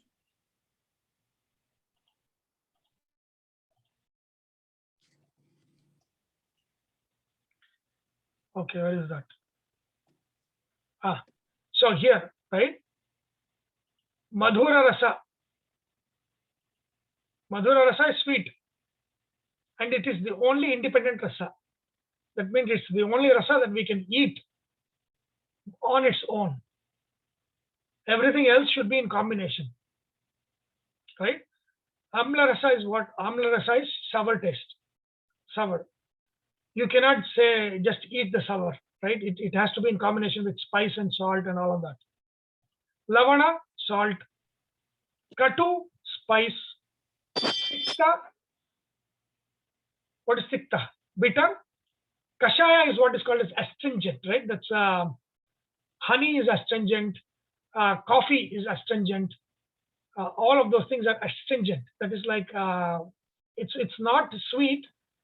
It's kashaya. Kashaya bitter, right? Most of the kashayas are bitter. No, kashaya taste. Yeah. Kashaya taste is not bitter. It is kind of spicy bitter kind of thing. So these are the 6 rasas: madhura rasa, amla rasa, lavana rasa, katu rasa, tikta rasa, kashaya rasa. What did you say katu is? Can you repeat that? Katu is spice. Spice. Yeah, pepper, Mhm. chilies, all of those things are katu. Okay, all our masala, they all come under katu lavana. Actually, amla katu lavana. Okay, so now these rasa derived from these swadas are all derived from the navarasa, right? Shringara, Hasya, Veera, Adbhuta, Shanta, Vibhatsa, Raudra, Karuna, Bhayankara. But why this is important? I also have captured this, right? So I said you have to eat opposite to your nature of the body. Let's say you are highly vata. Which taste is good for you if you are high vata? All the increase one. Oh, you need to decrease the vata or increase? Yeah, if your vata is high in the body, Too much. Okay. if you have to eat the food which is opposite to madhura, amla, lavana. If you have a lot of fire, what you should eat? Should you eat katu? Spicy food? If you have a lot of pitta in the body? No, because it increases more pitta. You have to bitter, decreases it. Madhura, sweet is the major one. Sweet and bitter. Kashaya. Kashaya increases both vata and pitta. It decreases kapha. Right? So like that, what taste you have to dominate is dependent on. So here, Sunil, when you say kashaya, it's not the kashaya like what they prepare in Ayurvedic. It's No, a I'm not talking about kashaya preparation. I'm talking about taste. Okay. It's not chavanprash, right? It's the taste. This taste called kashaya. Yeah, and Chanprash is a lehyam, right? That will be a lehyam. Lehyam is that which we eat. Okay. So this is the taste. That means when you eat, it should be pritikara. That means it should taste good, and it should have all of these swada. Rasya means that one. It should be tasty. It should be a mix of all of these rasas. Okay. And then let's go back. Right? Snigdha. It should be oily. There should be a lot of oil in it. So all this dry food doesn't work. Krishna says food should have a lot of oil. Ghee. Should be a lot of ghee. Right? That is satvika. Lot of ghee, milk, milky fats, butter, ghee. That is snigdha. Right? Yeah, of course. This is like if you have heart disease, then you cannot do that. Right? That means that which gives back the balance might not be this. So what this is saying is, this is healthy. If you have something in imbalance, you cannot eat this. Then that will not be sattvic for you. Right? So we have to be very careful. Okay. Very important is sthira. Sthira food means what? That means once you have eaten it, you should not feel hungry for a long time. Your food should be like that. Right? Which means what? Carbs, lot of carbs, right, in the food. Eat a lot of white rice, lot of chapatis. Is that sthira? No. Why not? Because it will not keep you satiated for a long time and you'll feel hungry. Yes.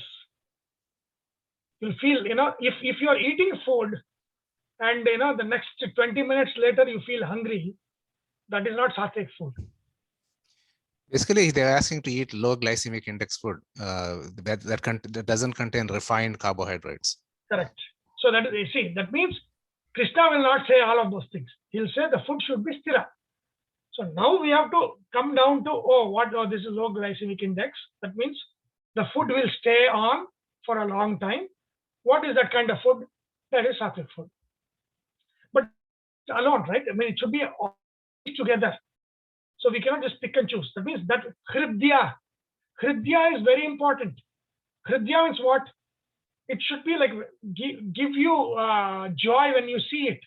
Darshaniyam. Hridyam darshaniyam. That means why, like some food look like meat. They make it look like blood, meat. That is not the food to eat. That's not sattvic. It should look like nice, fresh, something that is inviting. It should not look like some dead animal and all of those things. So food should be hridya. That means it should be hearty in the sense that it should be something that you look forward to, looks good, like the presentation of the food. It's very important, right? That is satvika priyaha.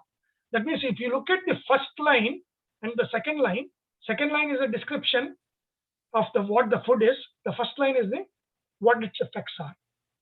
Right? What Krishna is saying, the food that you eat be a mix of all the tastes. It should be very rasya, lot of taste. It should not be like a dry thing. It should be a mix of all the juices, the tastes. All of them should be good, should be there, part of it. That's rasya, which also means it has to have all the 6 rasas. Snigdha, fatty, there should be fatty element in it. Sthira, that means once you eat it, it should stay in your stomach for a long time. You should not feel hungry again for a long time. Hridya, it should look good. Right? The food should be like this.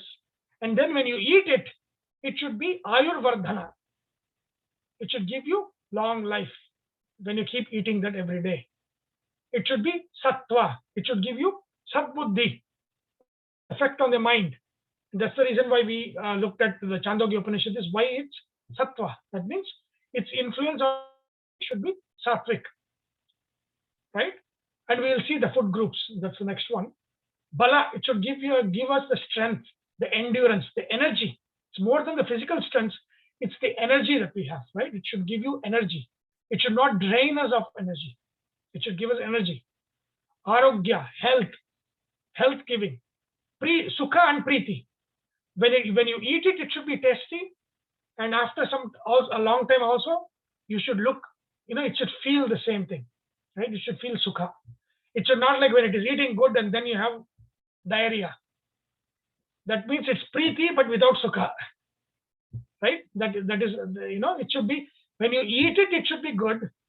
After a long time, the parinama, the effect on the body should also be good. Right? You should feel happy. It should be chitta prasannata, shanti. All of those things should come from the food. When it is that, it is satvika.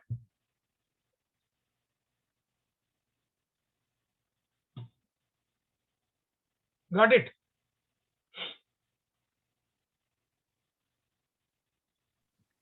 Got it, Sunil. Okay. So then we'll see the other two, and then we'll go back to the spreadsheet to look at the foods. Okay. Now what is rajasa? Krishna says, katu, amla, lavana, ati ushna, tikshna, right? Ruksha, vidahinaha, ahara, rajasasya ishta, dukkha, shoka, amaya pradaha. What is, in one summary, what is rajasa food? Dukkha, shoka, amaya prada. Amaya means disease. Food that disease to the body and the mind. Basically food that is imbalance, that gives sees to the mind, that is rajasa, and the body and the mind. It is dukkha. What is the difference between dukkha and shoka?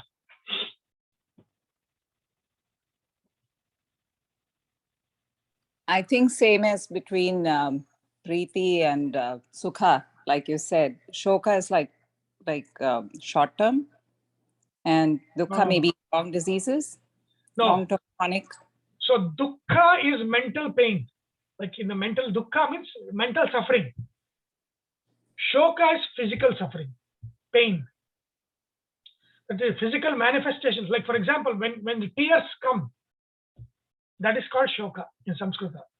There is a difference between shoka and dukkha. When somebody is like shouting in pain, that is shoka. It is a physical manifestation of suffering is called shoka. The mental manifestation is called dukkha. Okay. So that means the dukkha should give you mental suffering and physical manifestation of that suffering. Right? For example, when you're cutting onion, what happens?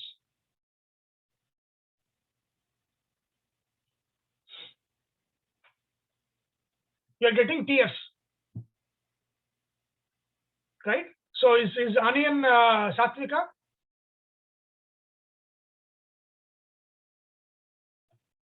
No.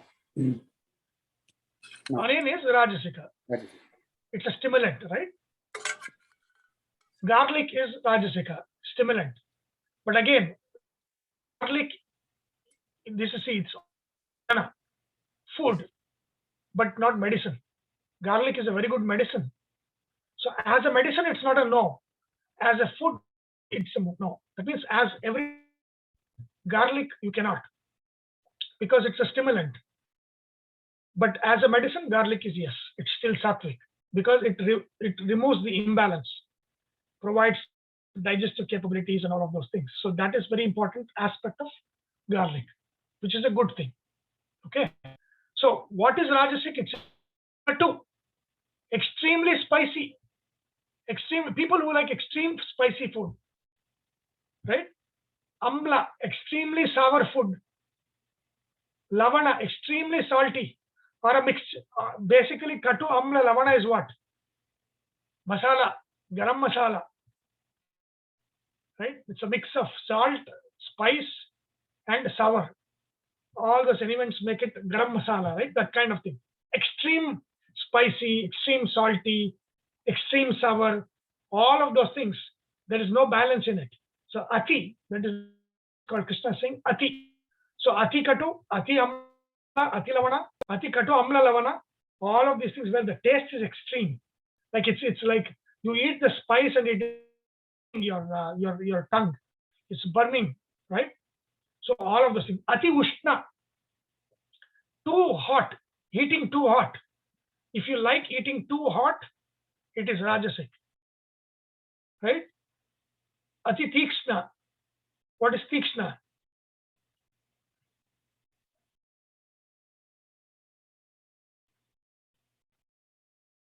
That burning, right? When it goes inside, it burns, and it's people who like that burn. That is rajasic. What is ruksha? Ruksha means which has no juices, dry, no juice. Bubble gum. Bubble gum is sattvic food. Nirasa. Tamasic, right? Rajasa. That's all. Rajasa, right? Because see, what is ruksham swato nirasam? Nothing is there. Bone. When this thing is crunch, eating the bones, right? The dog. That is nirasa. That is like that is what it is, right? That is nirasam is not good. Then vidahinaha. What is vidahina? Dahana. That means after you eat, it is your acid is coming out. Acid reflux. That which gives acid reflux. Vidahinaha. That is rajasic food. Pickles?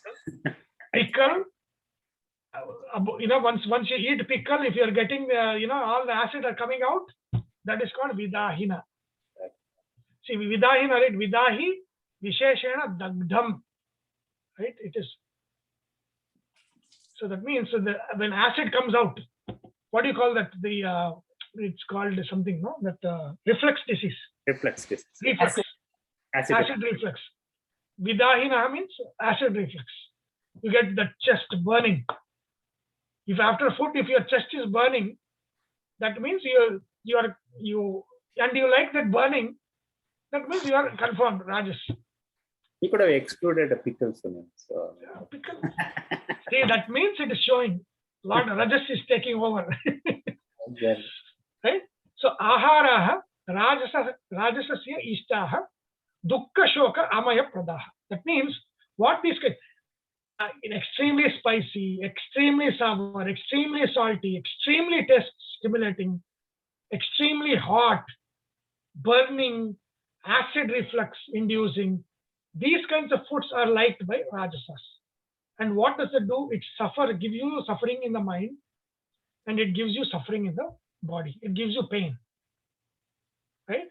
Amaya prada. It is diseasing. These are the foods that induce disease. Moderate. You cannot eat too much spice, too much, Like they say, the salt intake or the sweet intake that we have these days, the one that we eat in one day is equivalent to the lifetime of sweet intake of the people back in the Stone Age. What we eat in one day, that was their intake of sweet and salt for their whole life. That is what it is increased to. So, that is how it is. The food has become now. Right? So these are the ahara, these are the food that the Rajasas like. What does Tamasa like? Yatayamam, gatarasam, puti paryushitam chayat, uchishtam api cha amedhyam bhojanam tamasa priyam. So Tamasa is what? Stale. Yatayama is meant after preparation of food. If you eat it after 3 hours, it is yatayama. Stale food, eating stale food. That means eat fresh, cook and eat warm is what Krishna is saying. If it is yatayama, if you prepare for 1 week and keep it in fridge, what is it? Satvik, rajasik, tamasic? Tamasic. The more the shelf life, the less is your life. That means if a food is stored, right, and it is not eaten fresh, that is yatayama, stale food. We should not eat stale food, and stale food is basically tamasic, and it induces tamas, lethargy, in all of those kinds of things. Right? Yatayamam, eat fresh. Gatarasam, like if you keep apple in the fridge, and then when you cut, it is dry. There is nothing there. It is dead. The food that is in the fridge, is dead. Right? There is no rasa. What is it? More the shelf life. Yeah, yes. Right? So that means gatarasa means what? Basically, it is alive, but it is nirjiva. Nothing is there in the food. Right? Mekadis. Nothing is there. It is basically dead. Nothing, like, you can keep it for 10 days. Not even an ant will come. That is the tamas. That is tamasic kind of food. It has a lot of preservatives. It's something. It is lifeless food. Basically, lifeless food is tamasic. That's gatarasa. Puti means what? Bad, smelly food. What is it? Smelly food. What is? See, puti durgandam. Puti means durganda, smell, worst smell food. You are enjoying it. People who are enjoying that food, which is smelling like bad, that is putigandham, that is tamasic. Okay. Paryushitam, dinanantara, dinantarata pakvam. That means what? You cook today, it is already stale, you are eating tomorrow. That is called paryushitam. In Kannada, it's called, what do you call that? Spoiled food. You know, spoiled food, it gets the small, it's a smell, right? The food that smells. Like if you put coconut, you know, if you keep for some time, you know, it smells bad, right? That's paryushita. Chayate. Uchistam. Uchistam is leftover. See, that's if you look at the more. Sunil, which category does fermented food come under? Tamasic or? Fermented food come under tamasic. But fermented So food is good. See, again, as a bhojana, it's not good. No, I was As a- thinking in terms of you know, your idli, dosha, or even yogurt, which It's is good. fermented It's good. in a way. Yes. Is it tamasic or is it No. sattvic? See, fermented up to a level is good. Okay. Alcohol is fermented to a bigger extent. So fermented is pungent, the same katu. Fermented is amla, no? It is sour. So okay. Sour, yeah. Right? Uchistam means leftover. That means you go to a restaurant, you cannot eat, you put it in the to-go box, you eat the, you know, if you go older, more traditional people, they don't eat leftover food. Uchistam is also leftover from your own as well as leftover from others. If somebody's eaten half, you cannot eat from their plate. That is called uchista bhojana. Okay, so you cannot do uchista bhojana. Leftover food is tamasic. Also, Sunil, for fermented food, also there is a time, right? Like you cannot eat like dosha and all. We shouldn't eat in the evening, including curd. For yogurt, definitely not in the evening because of kapha element. It is even the, you know, the Charaka Samhita itself says nanakto dadivujeta. Do not eat yogurt in the night. Yeah. Because it creates elements, mucus. It is mucus inducing, so you should not, yogurt should not be eaten, right? So sarpi is good, buttermilk is good.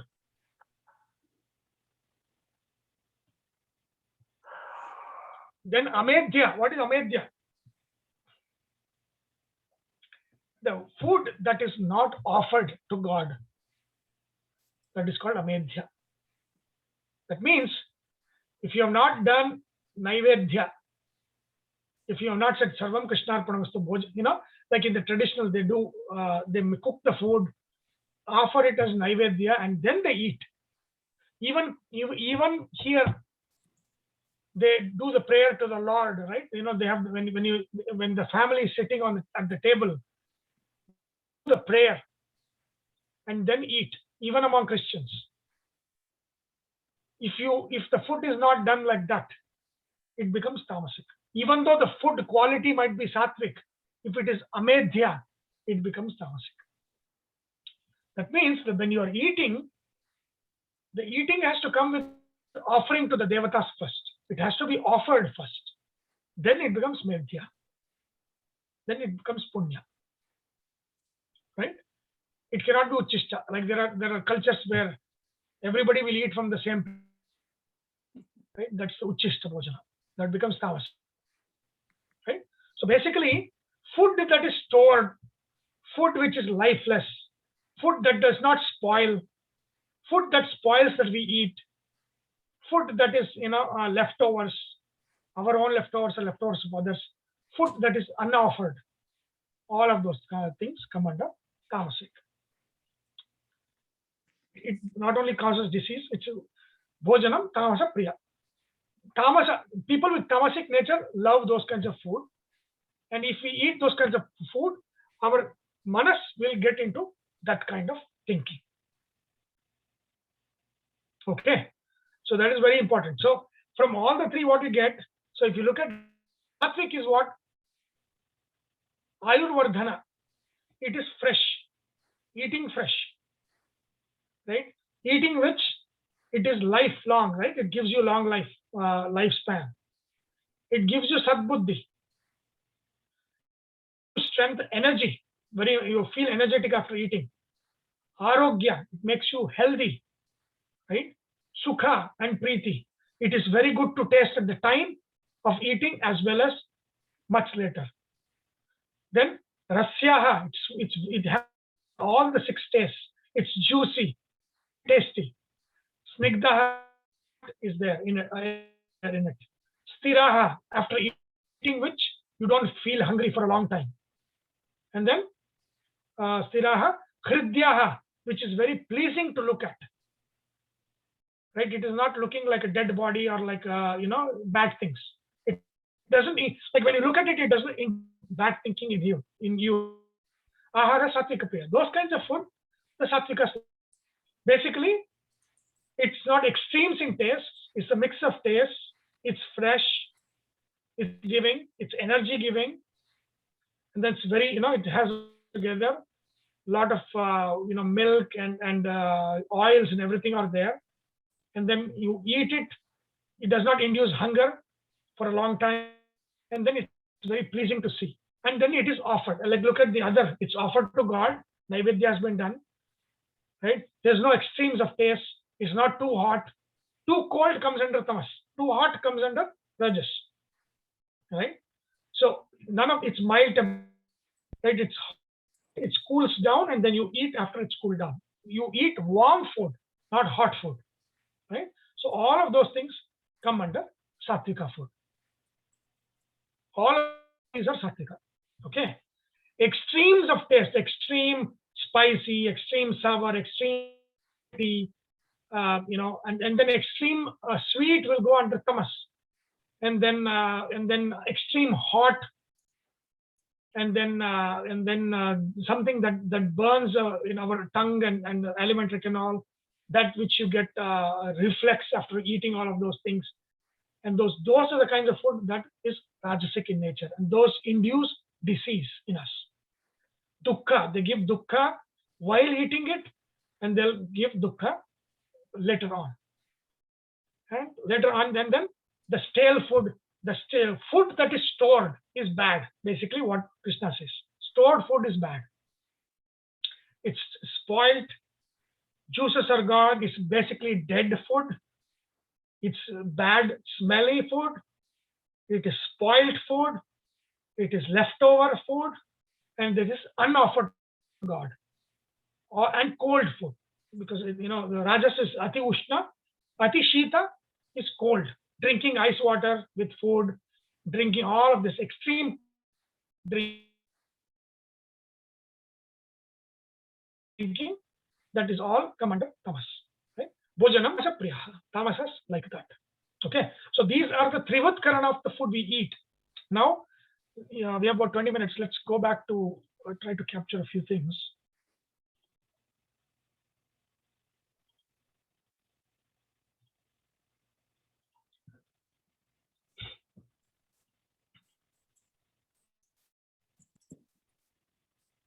Okay, so food groups. Okay, so I've put the groups here, right? Shuka dhanya is like cereals, grains. See, the driving factor in the diet in India has been varieties, right? So if you look at the food that we are eating today, the industrialized food, most, I would say about 60 to 70% of the calories that we get comes from two grains. The two grains.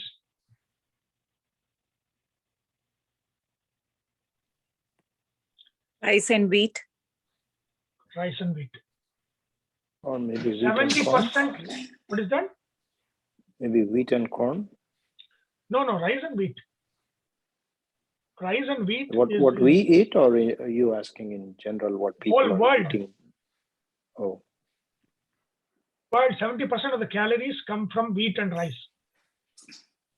I mean, you can add corn. If you add corn, again, maybe little more, but the variety is destroyed by industrialized food production.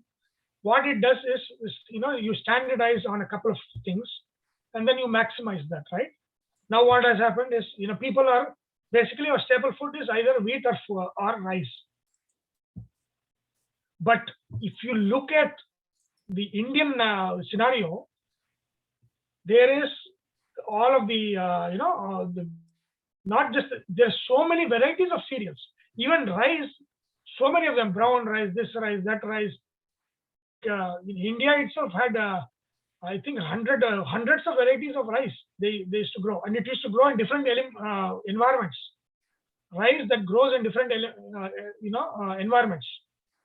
Millets, a lot of intake of millets, right? So one thing that is very important for us in the shukadhanya is, you should diversify from two.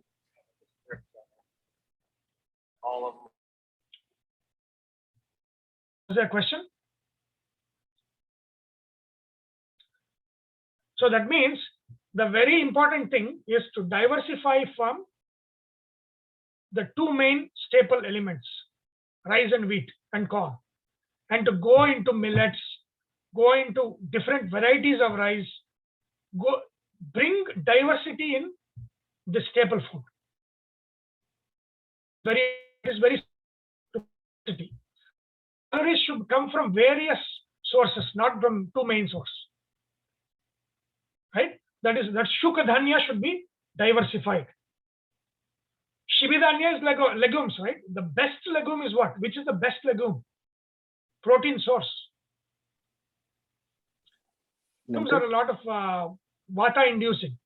So you cannot eat a lot of legumes. But which is the best legume? The Bengal gram? Green gram. Oh yeah, moong. Mudga. Yes, moong dal. It's the most balanced. No vata, nothing will happen. It is very, very nutrient rich. Green gram. So in the Shivadhanya, green gram is the most sattvic and the best food, which punches a lot of nutrients. You know what they do? What is that? Not kheer, but when you break the fast, you eat that. What is that? Oh, sabudana. Sabudana. Ah. ये कुट्टू भी हो सकता है. Kutu. You make it out of mudga, right? You make it out of green gram. No, sabudana is not that. Sabudana is not sabudana. Then what is that green gram? That Lento? No. Green gram. The food that's made out of green gram. Is it a porridge? Huh? Is it a porridge? Porridge. What is the name? Tell me the Tamil name. Kanji. No. We just call it kanji because it's called just pesala. Pesala is green gram. Moong dal. Green gram. Moong dal is green gram. Moong dal is the best. Yeah, moong dal is the easily digestible and the best. They use it in khichdi. Rice and moong dal is what is there. Correct. Yeah, khichdi. Yes, khichdi. So khichdi, right? It's the most nutritious, very light, very, very, very nutritious, and comes under sattvic. So under shukadhanya, you have to maintain a lot of variety and diversity, right? Add a lot of millets and the sources of this staple has to come from a lot of various sources. The grains from various. You should not limit yourself to just rice, one kind of rice, white rice. You should have many kinds of rice, many kinds of quinoa, and then you have you have millets, very, very different kinds of millets, all of those things. That is very, very important to add those, once a week. If you quick question, Sunil. Yes. Yeah, I mean, when you say moong, did you mean the green moong, which is the gota, or the moong dal, which is the broken yellow one? No, it's both are the same, no? Okay, but we don't make whole are split the same, right? Yeah, whole are split. It's the same. Yeah, it's the same, but we don't make khichdi with the green generally. So I just want a little. Yeah. Split is also the same. But it is the most nutritious. I mean, it is like the best and the most sattvic. is the kheer, or not kheer, I mean the khichdi, green gram. Yeah, you can actually make paisam or kheer out of it too. So Well, like you can say khichdi or pongali. They say in South India they call Pongal, pongal. also pongal, Yeah, yes, it's yes. the same thing. They use with mung dal and rice. yeah. Yes, pongal and all that stuff. Yes. So that is these are the two. Meat, mamsa, it is heavy, right? There's a lot of kapha element. Especially meat is divided into herbivore and carnivore, right? Carnivore is a no-no. The prana is a second level prana. So it is the carnivore is never eaten. So all of these crocodile delicacies and all of animals, that is not that is a no-no. But the herbivore, when the meat is eaten, even in the ancient times, it was in very limited, but with the understanding that it is very rajasic, and when it is taken too much, it is very tamasic, because meat is very heavy. Meat is a lot of tamas, lot of kapha and tamas there. So Yeah, the problem, Sunil, is industrialized meat has hormones, so it creates a lot of hormone imbalance in the body. So that means on top of all of this, that in Samskrita, in Ayurveda, it's called a satmya. See, satmya means what? Satmya means it has to be very pure, come from a pure source. So we say, all of these millets and all of those stuff. But then, if we are using all of these,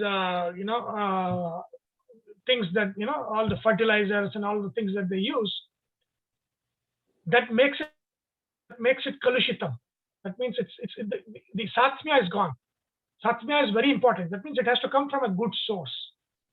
When cooking, it should be pleasant mind. We should not be angry when you are cooking. So, all of those things are there.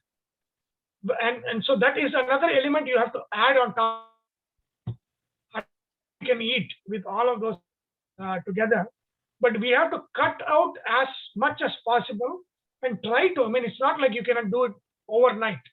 These are not the things you can do overnight. But you need to know what is the right thing to eat, and then go to a source that is satmya. So that industrialized is not satmya. But then again, where's the other source? Right? So we are limited by all of those things. Right? It's cheap produce, highly available. Everybody goes for that. Low cost. Low cost is the driver for everything, right? So that is what is going on. So satmya should be added to every one of this. It should come from a pure source. It should come from a pure source. Okay. So meat, again, if it is a pure source, meat is not nishiddha. People were eating meat in India also. It is not any controversy. No, it is there. If you read the Mahabharata, you'll see that. But then it was not a everyday thing. It was kind of a once in a while, or Kshatriyas were eating it a little regularly, but it was all herbivores. There was no carnivore. Right? And then it is pure source. But the only caveat is the pranic energy in a dead body is very low. That's a problem with it. Right. So like when you eat shuka dhanya, you're eating live food. So basically, it comes from the plants, which is the basic source of energy to us directly. So the prana is the best, right? I said prana is absorbed through air first, to water second, the food third. So the best source of that prana is shuka dhanya, right? All of the vegetable stuff, but not onion, garlic, and not those pungent vegetables, which that is still rajasic. So just vegetables doesn't mean they are good. They are satvik and rajasic as well, and tamasic, right? Legumes, right? There are the mudga and all of that, right? Masura is lentils, very good, but you cannot eat too much, of it. But lentils are very good too, right? But then there are, all these Bengal all the grams and all that, which becomes vatic if you use it frequently. But they're all very good nutrition, great source of nutrition, right? Meat is heavy, but also packed with nutrition. Shaka is veggies, which you should have all the vegetables. You should eat different kinds of vegetables, other than the tamasic and rajasic vegetables, which is like it can be taken as a medicine, but not as food. Okay, fruits are number one satvik. Fruits are number one satvik. Right? That means, when whatever Krishna has said, fruits fall under the category of sattva, sattvic food. All the fruits, very nice, good fruits, banana, apple, pineapple, everything, all of those things, that's the best source of energies. Fruit, nuts are also sattvic. Almonds, peanuts, all of those things also come under sattvic. Milk, very sattvic. Ghee, supremely sattvic. We should all be on regular consumption. Ghee, milk, fruits, right? And of course, variety of vegetables, variety of cereals. Cereals should be changing. If you eat one day rice, then after 6 days you should be eating rice. Next day should be wheat, then a millet, some variety. No, it should not be the same thing. Legumes, right? Meat, fruits, kshira varga. Kshira varga is all milk and milk products, butter, all of those things, very good. Again, when I say satmya milk, right? The milk itself, industrialized milk, is asatmya milk. Right? Sunil, what about cheese? Good. But as long as it's not made out of industrialized, because industrialization has blood, pus, and antibiotics in the milk. Yeah. That's all. No, that's true. That is, that is the thing, right? That's the limitation of something which is good is come from a bad source. That means it's good, but it's not satmya. That means the source is bad. There might be, kalushita. All of these things are there. So, but kshira varga is very good. Like assuming it's a pure source, it's come directly from, let's say, a milk farm and all of that. Milk, butter, and all of those things, very, very good. Ghee, supremely good. Never ever give up ghee. Ghee should be there every day, especially for your kids. Right? Ghee, ajya, is supposed to be sthira. That means once you eat, it will sit within our body for a long time. It's very, very good. Kshira varga. Of course, water. A lot of water should be drunk every day. Madhya. So this is where, this is the fermented, right? Fermented. We should be eating fermented food, but to a less extent, not too much. There should be one part of our food should be fermented, which is basically, when we drink buttermilk, sarpi, it's called sarpi, right? It should be fermented. All of those are fermented food. Very good, because it has the amla element, the sour element that comes from the fermented food, and that's very good for us. Eat as part every day as part of our diet. Sugary. So ikshuvikara is all of the sugar sources. Again, sugar is not just sugar cane, right? Sugar sources can be from jaggery is what the, when they said ikshuvikara is basically they were jaggery. So everything they used to eat, our sugar was jaggery, right? It was not less and less of processing, right? See, think of processing as satmya, asatmya. That means the more you process, the more the purity you lose. The more you try to polish the rice and make it white, the more the nutrients you are destroying, and the more asatmya. Right? For We should be industrial eating. cheese, culturing, they use intestines, skin. So for industrialized cheese production, they use the intestines of animal intestines, part of the cheese culture. So, Yeah, you should be aware of what the process is. But I don't know, Sunil. I've heard that, I've asked people and they say that paneer and all is not very good. Why is it not good? Why is paneer not good? Because traditionally, maybe because it's traditionally we don't make it, was not part of Indian food, at least generally. Paneer? No, why not? Paneer, I asked one Ayurvedic doctor in Kerala, and he said, no, and of course he's, very strict Brahmin, and he said, no, you're spoiling milk and making it, so it's better to avoid it. It's not our traditional food. No. Paneer is good only. It's all milk products, right? See, milk, buttermilk, butter, ghee, paneer, all of these are good. I don't see anywhere where paneer is good, is bad. I don't know any reasons, I don't know. But they all come under Kshira Varga. These are all milk products. And these are all sattvic. Milk products are sattvic. With the caveat of the process. What has gone in it, we never know. But assuming everything is a pure source, then the milk product, milk varga, Kshira Varga is very, very sattvic. Especially ghee. Do not ever give up ghee, saying it's no fat, low fat, and all that stuff. No. Ghee is very good. Okay. And even now, so if you look at all the low fat research, they found out that it was all the money came from people who are in the sugar products, right?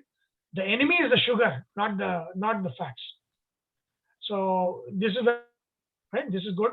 Ambu Varga, Madhya. Madhya is not just wine, where the content, the more the content of the alcohol increases, the fermentation increases, then it becomes tamasa. But under limited, as long as it's just fermented, it is going to be good. It's good. But it comes under rajas, right?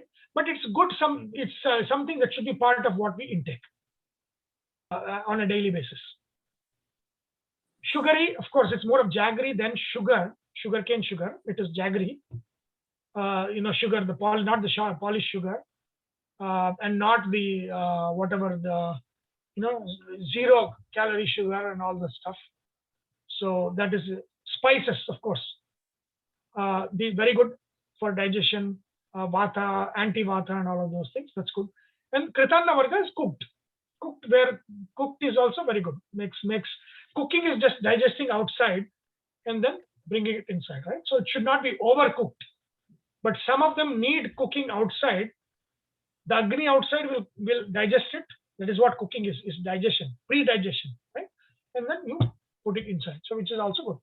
So that is what. So satvika, whenever we say ayurvardhana, sukha, priti, arogya, bala, and all of those things, fruits, nuts, ghee, milk products, they come on top. They come under that category. What Krishna is calling satvika priya. They'll eat a lot of fruits, nuts, ghee, milk products. All come under satvika. Their arogya, bala, everything comes there. Again, if you are, if you have a health condition where you cannot do that, then it no longer is satvika. Remember, satvika, rajas can also become satvik. Tamas can also become satvik in a low quantity if it restores your health back to balance.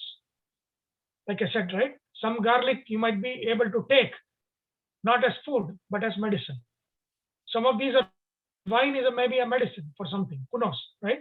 So, like if you look at Charaka Samhita, he talks about all of fermented food and all of those things. So there is a talk of all of these things, right?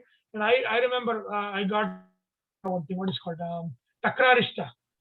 So highly fermented, right? So that's a very good fermented food. That's good for our intestines. Right? It's basically digestion. So those are all good. But generally, fruits, nuts may be very good.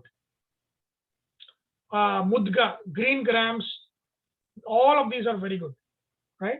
And then variety is very good.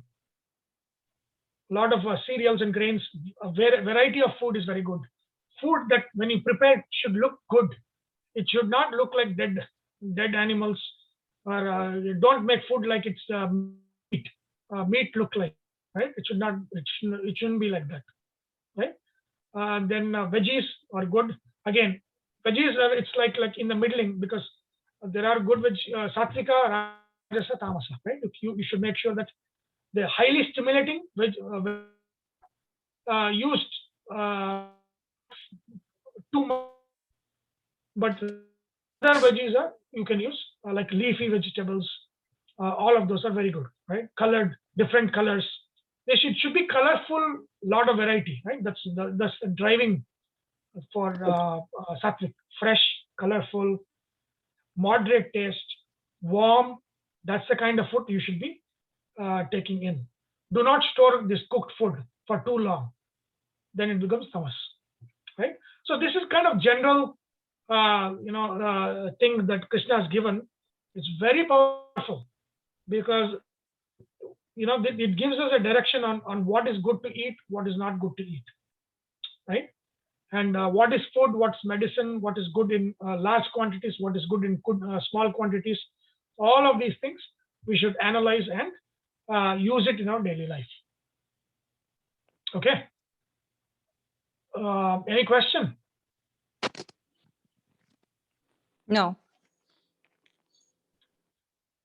Is this clear? I mean, satvik, what are the satvik food? That which gives us ayus, arogya, bala, sukha, and preeti. Good to eat, long, that good feeling will be there for a long time. Again, in fruits, we got watermelon for HEB. It tastes like in a cardboard. There is no sweet there. And, it's not satmya. Fruit is good, but what happens to this fruit which has no nirasa? The watermelon is there in all HEBs, but then I have not found one with taste. Again, it's nirasa. So, Kali Yuga is going to be like this. It's going to get harder and harder to get satmya, satvika food. Right? And so it should be in our hands to go do it. If you want this, you need to go do it. The system will not do it for us, because that's about standardization, building, doing low cost, high quantity. That is what they want to sell. That is not sattvic. Okay. So generally, that which induces sattva in us is for sure. Then nuts. Then this one, of course, water is very good. Kshira, milk and milk products, ghee, butter, all of those things are satvika. Satvika vegetables, which are not non-stimulating vegetables, very good. Greens, very good. Green grams, very good. So all of these should be part of the regular diet that you eat. When it comes to grains and cereals, very is good, right? Just eat rice once a week, wheat once a week, different kinds of millets once a week. So it'll be 1 week you'll have different sources. Get a lot of vegetables, cook different vegetables throughout the day, right? Veggies, meat very limited, and then of course sweet jaggery is very good, and spices, always use spices, and then good moderate cooked food.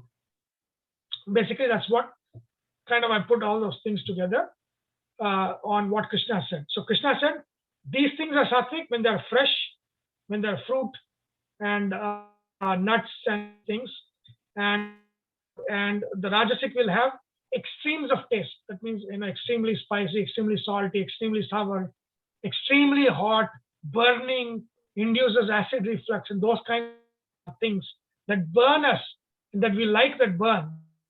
That is rajasic food, and rajasic people like that. They tend towards that. Tamasic is stale, that which is stored for a long time, lifeless. McDee's is a good example. Lifeless. You keep it for a long time, not even one ant will come and touch it. That it will not even spoil. Right? Added so many things to it that it doesn't spoil. Nobody wants to touch it. That is all tamasic food, right? Putrid, smelly, and that which is not offered to God. So offering it to God is very important. Before you cook, or after you cook, offer it to God. When you are starting to eat, offer it to God. Very important. It makes it medhya. Otherwise, it is medhya. Okay. So these are all some guidelines Krishna has given about what sattvic people like, what rajasic people like, what tamasic people like, and also what we should do. We should follow the sattvic way, because that is the good influence that we'll have on manas. Okay. So that is about ahara. Next one we'll see about yajna, dana, tapa, and how what these different three types of people, how they worship, how they do charity, how they do the disciplines, various disciplines, what is the motivation for those, and what we can and how to do ourselves. He's going to teach us in the next part. Okay. Any questions so far?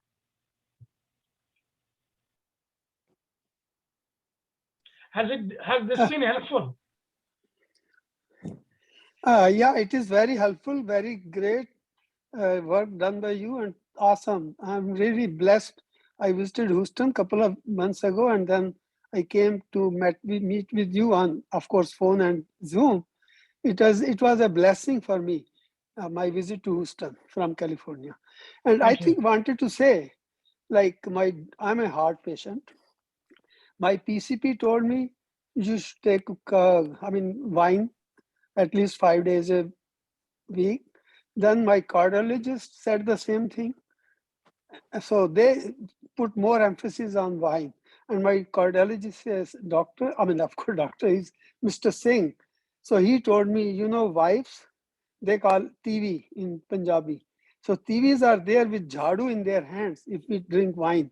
But wine is in need of body in America. That's what he told me. Thanks. Yeah. That's the madhya. That's the fermented one. No, And but like you Sunil, said, I think we should overall it's remember very God. Any others? Whenever I eat or drink something, I do recite Aham Vaishno Bhutva Pranapande Mama Shrita Pranapan Smayukta Pachaminam Chaturvidam. I recite this shloka. Yeah. That's Gita only. That's Gita. Yeah, of course. Yeah. Thank you. Surila, Vinita here. The session was very informative. I had a quick question. I don't know if this was discussed in the beginning of the session. I joined quite late, but wanted to check if there are any recitation or a guidance on the way to eat. Is sitting and eating is good, or standing eating is good, or sitting alone and eating is good, or with other people? Should we talk or should we silently eat? Anything of these of information available? Yes. Two things are for sure. One is nothing should be done standing, according to the Veda, the whole Vedic literature. You should be sitting to do. You should not be standing to do things, whether it's work or to sitting, as in sitting down. Mm-hmm. Right? Food, sitting down.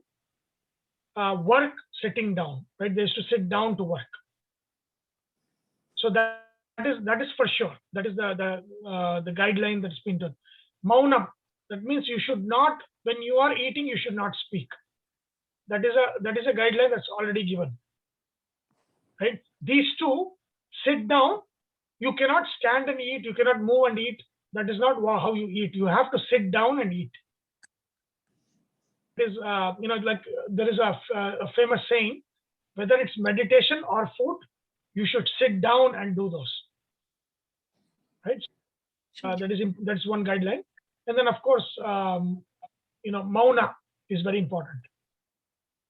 So you should not be speaking when eating is the guideline. Sure, thank you. So when at least we were kids, what we have seen our grandparents used to do is they used to sit alone and eat, unless there was some functions, ceremonies at home where they used to eat together, like pankti, right? Pankti, yeah. So otherwise, I at least even remember that my father, my grandparents used to eat, sit in a calm place and eat alone, not as a family or get together every day, every meal. So that's why it might be because if you are eating by yourself, then it stops you from speaking. Yeah. You don't have five people. Pankti itself, pankti means a batch of five. It's 5 people. Pankti, 5 people. Means 5 people. And so, and that might be the reason why they would be alone, probably because of that. Yeah, maybe to concentrate on what they are eating and to ensure that they consume all the nutritions and everything of it for their body with the calmness and that acceptance of the food, which helps in digestion. So if in case, I have understood that right is what I believe. Yes. Okay. Thank you.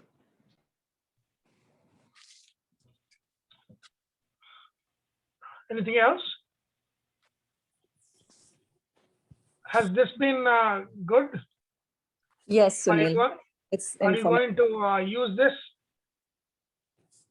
Yes, but Sunil, the thing is that I was thinking about it, like, even if we know it, we learn it, but it's so difficult.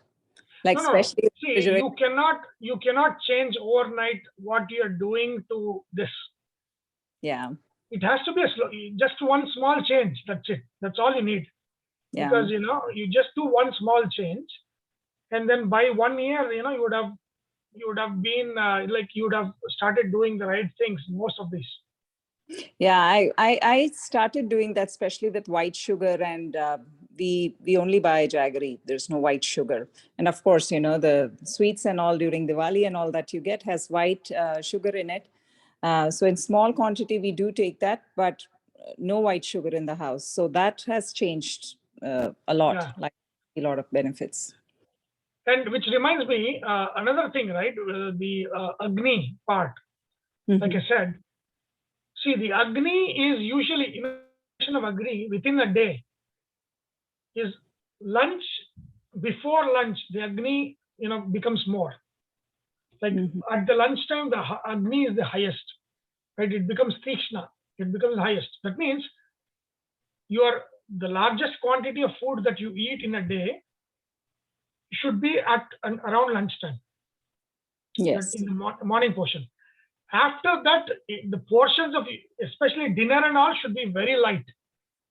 Yes. So because the agni, as the day goes, like when it's evening and later night, it becomes mandagni. So usually your dinner is at 6 at sunset. You cannot eat after sunset. Yes. So that is the traditional rule. And so and that evening meal is actually always light. Yes. That is how they used to eat. That means you just following the way the agni is. Your biggest meals should be in the mornings, and by lunch that you should be done. Evening and all light food. That's it.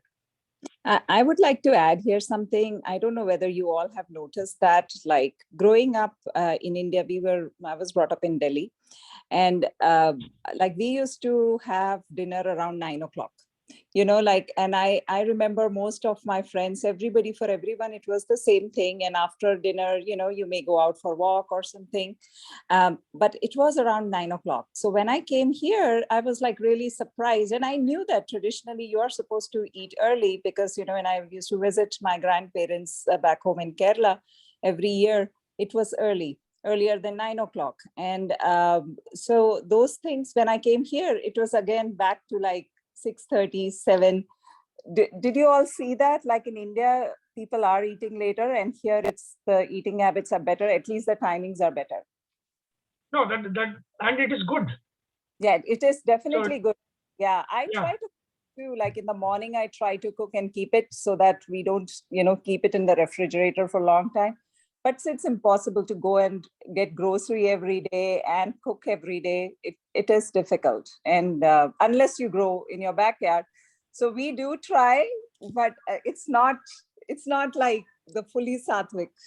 Yes. Yeah. See, remember yata yama. You know what the measure of yama is? No. See, there are 8 yamas in a day, which means 1 yama is 3 hours. So you cannot store food for more than 3 hours. Yeah. That is what that is what the direction is, which is difficult, but still, that's something that should be a goal.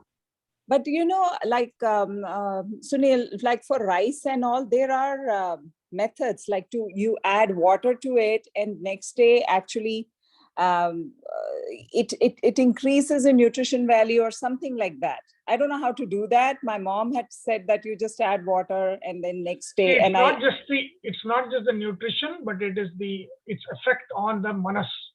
It's the anima portion, right? It's not the madhyama portion. So the more you leave it, more than a yama, the anima portion will have a negative effect on the manas, is what Krishna is saying. Tamas. It is more of lazy and all those kinds of inducing tamas.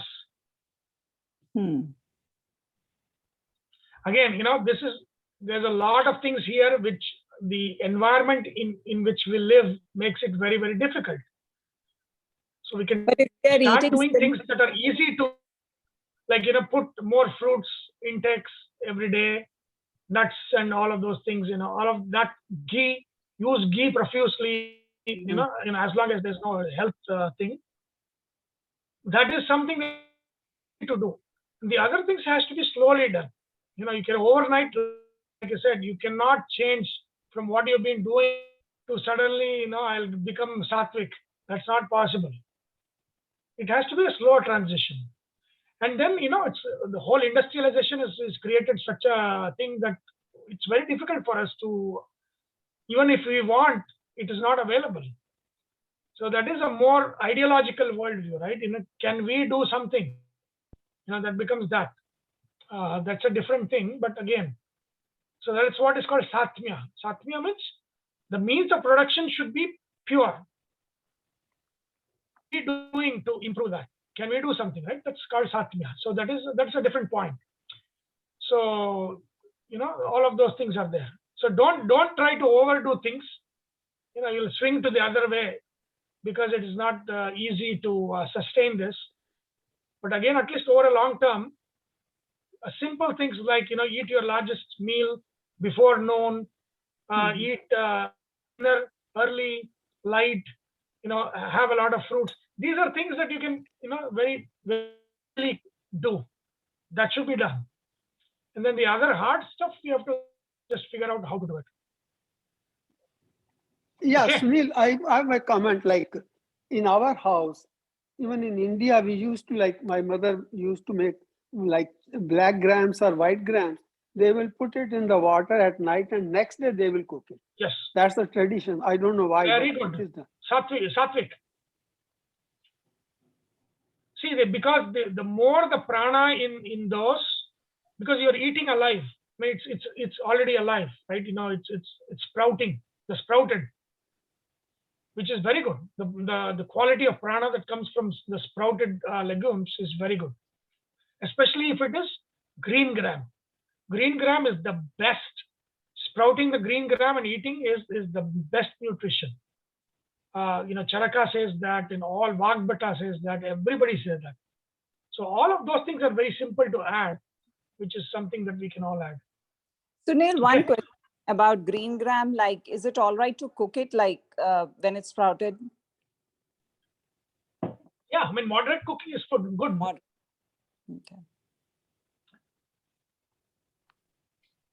Okay, so is there a question? I had a quick one, if there is time. I don't know whether I missed it. Coffee, what is the point of view? Coffee. Coffee is a kashaya, right? It's the taste is kashaya. It's taste. And it's a stimulant. So any stimulant is rajasic. Okay. 1 cup a day is okay, is it? I don't drink coffee that much, but I drink tea, which is also kind of like a stimulant. Yeah. But that is our, that is a necessary evil. Okay. I mean, in the long term, we should just try to give those up. That's. But as long as anything is a stimulant, it comes under rajasik. Rajasik. Okay. Thank you. Okay. So we'll stop at this, and then we'll look at achara and the triad of achara next week. After which we'll be done. Maybe another class or 2 classes, and we should be done. And then we'll keep 18th chapter after, like in fall. And then in the middle, I want to do Gita. I mean, not Gita. I want to do Gayatri mantra. So, but it has to be done not in Zoom, but it has to be face to face. I can do one or two on Gayatri Mantra, Gayatri before. I've done it before, but I want to offer it again in summer. If there is a place to meet, and then we can come together, we can go over that. Okay. That'll be great, Sunil. Okay, then let's with prayer.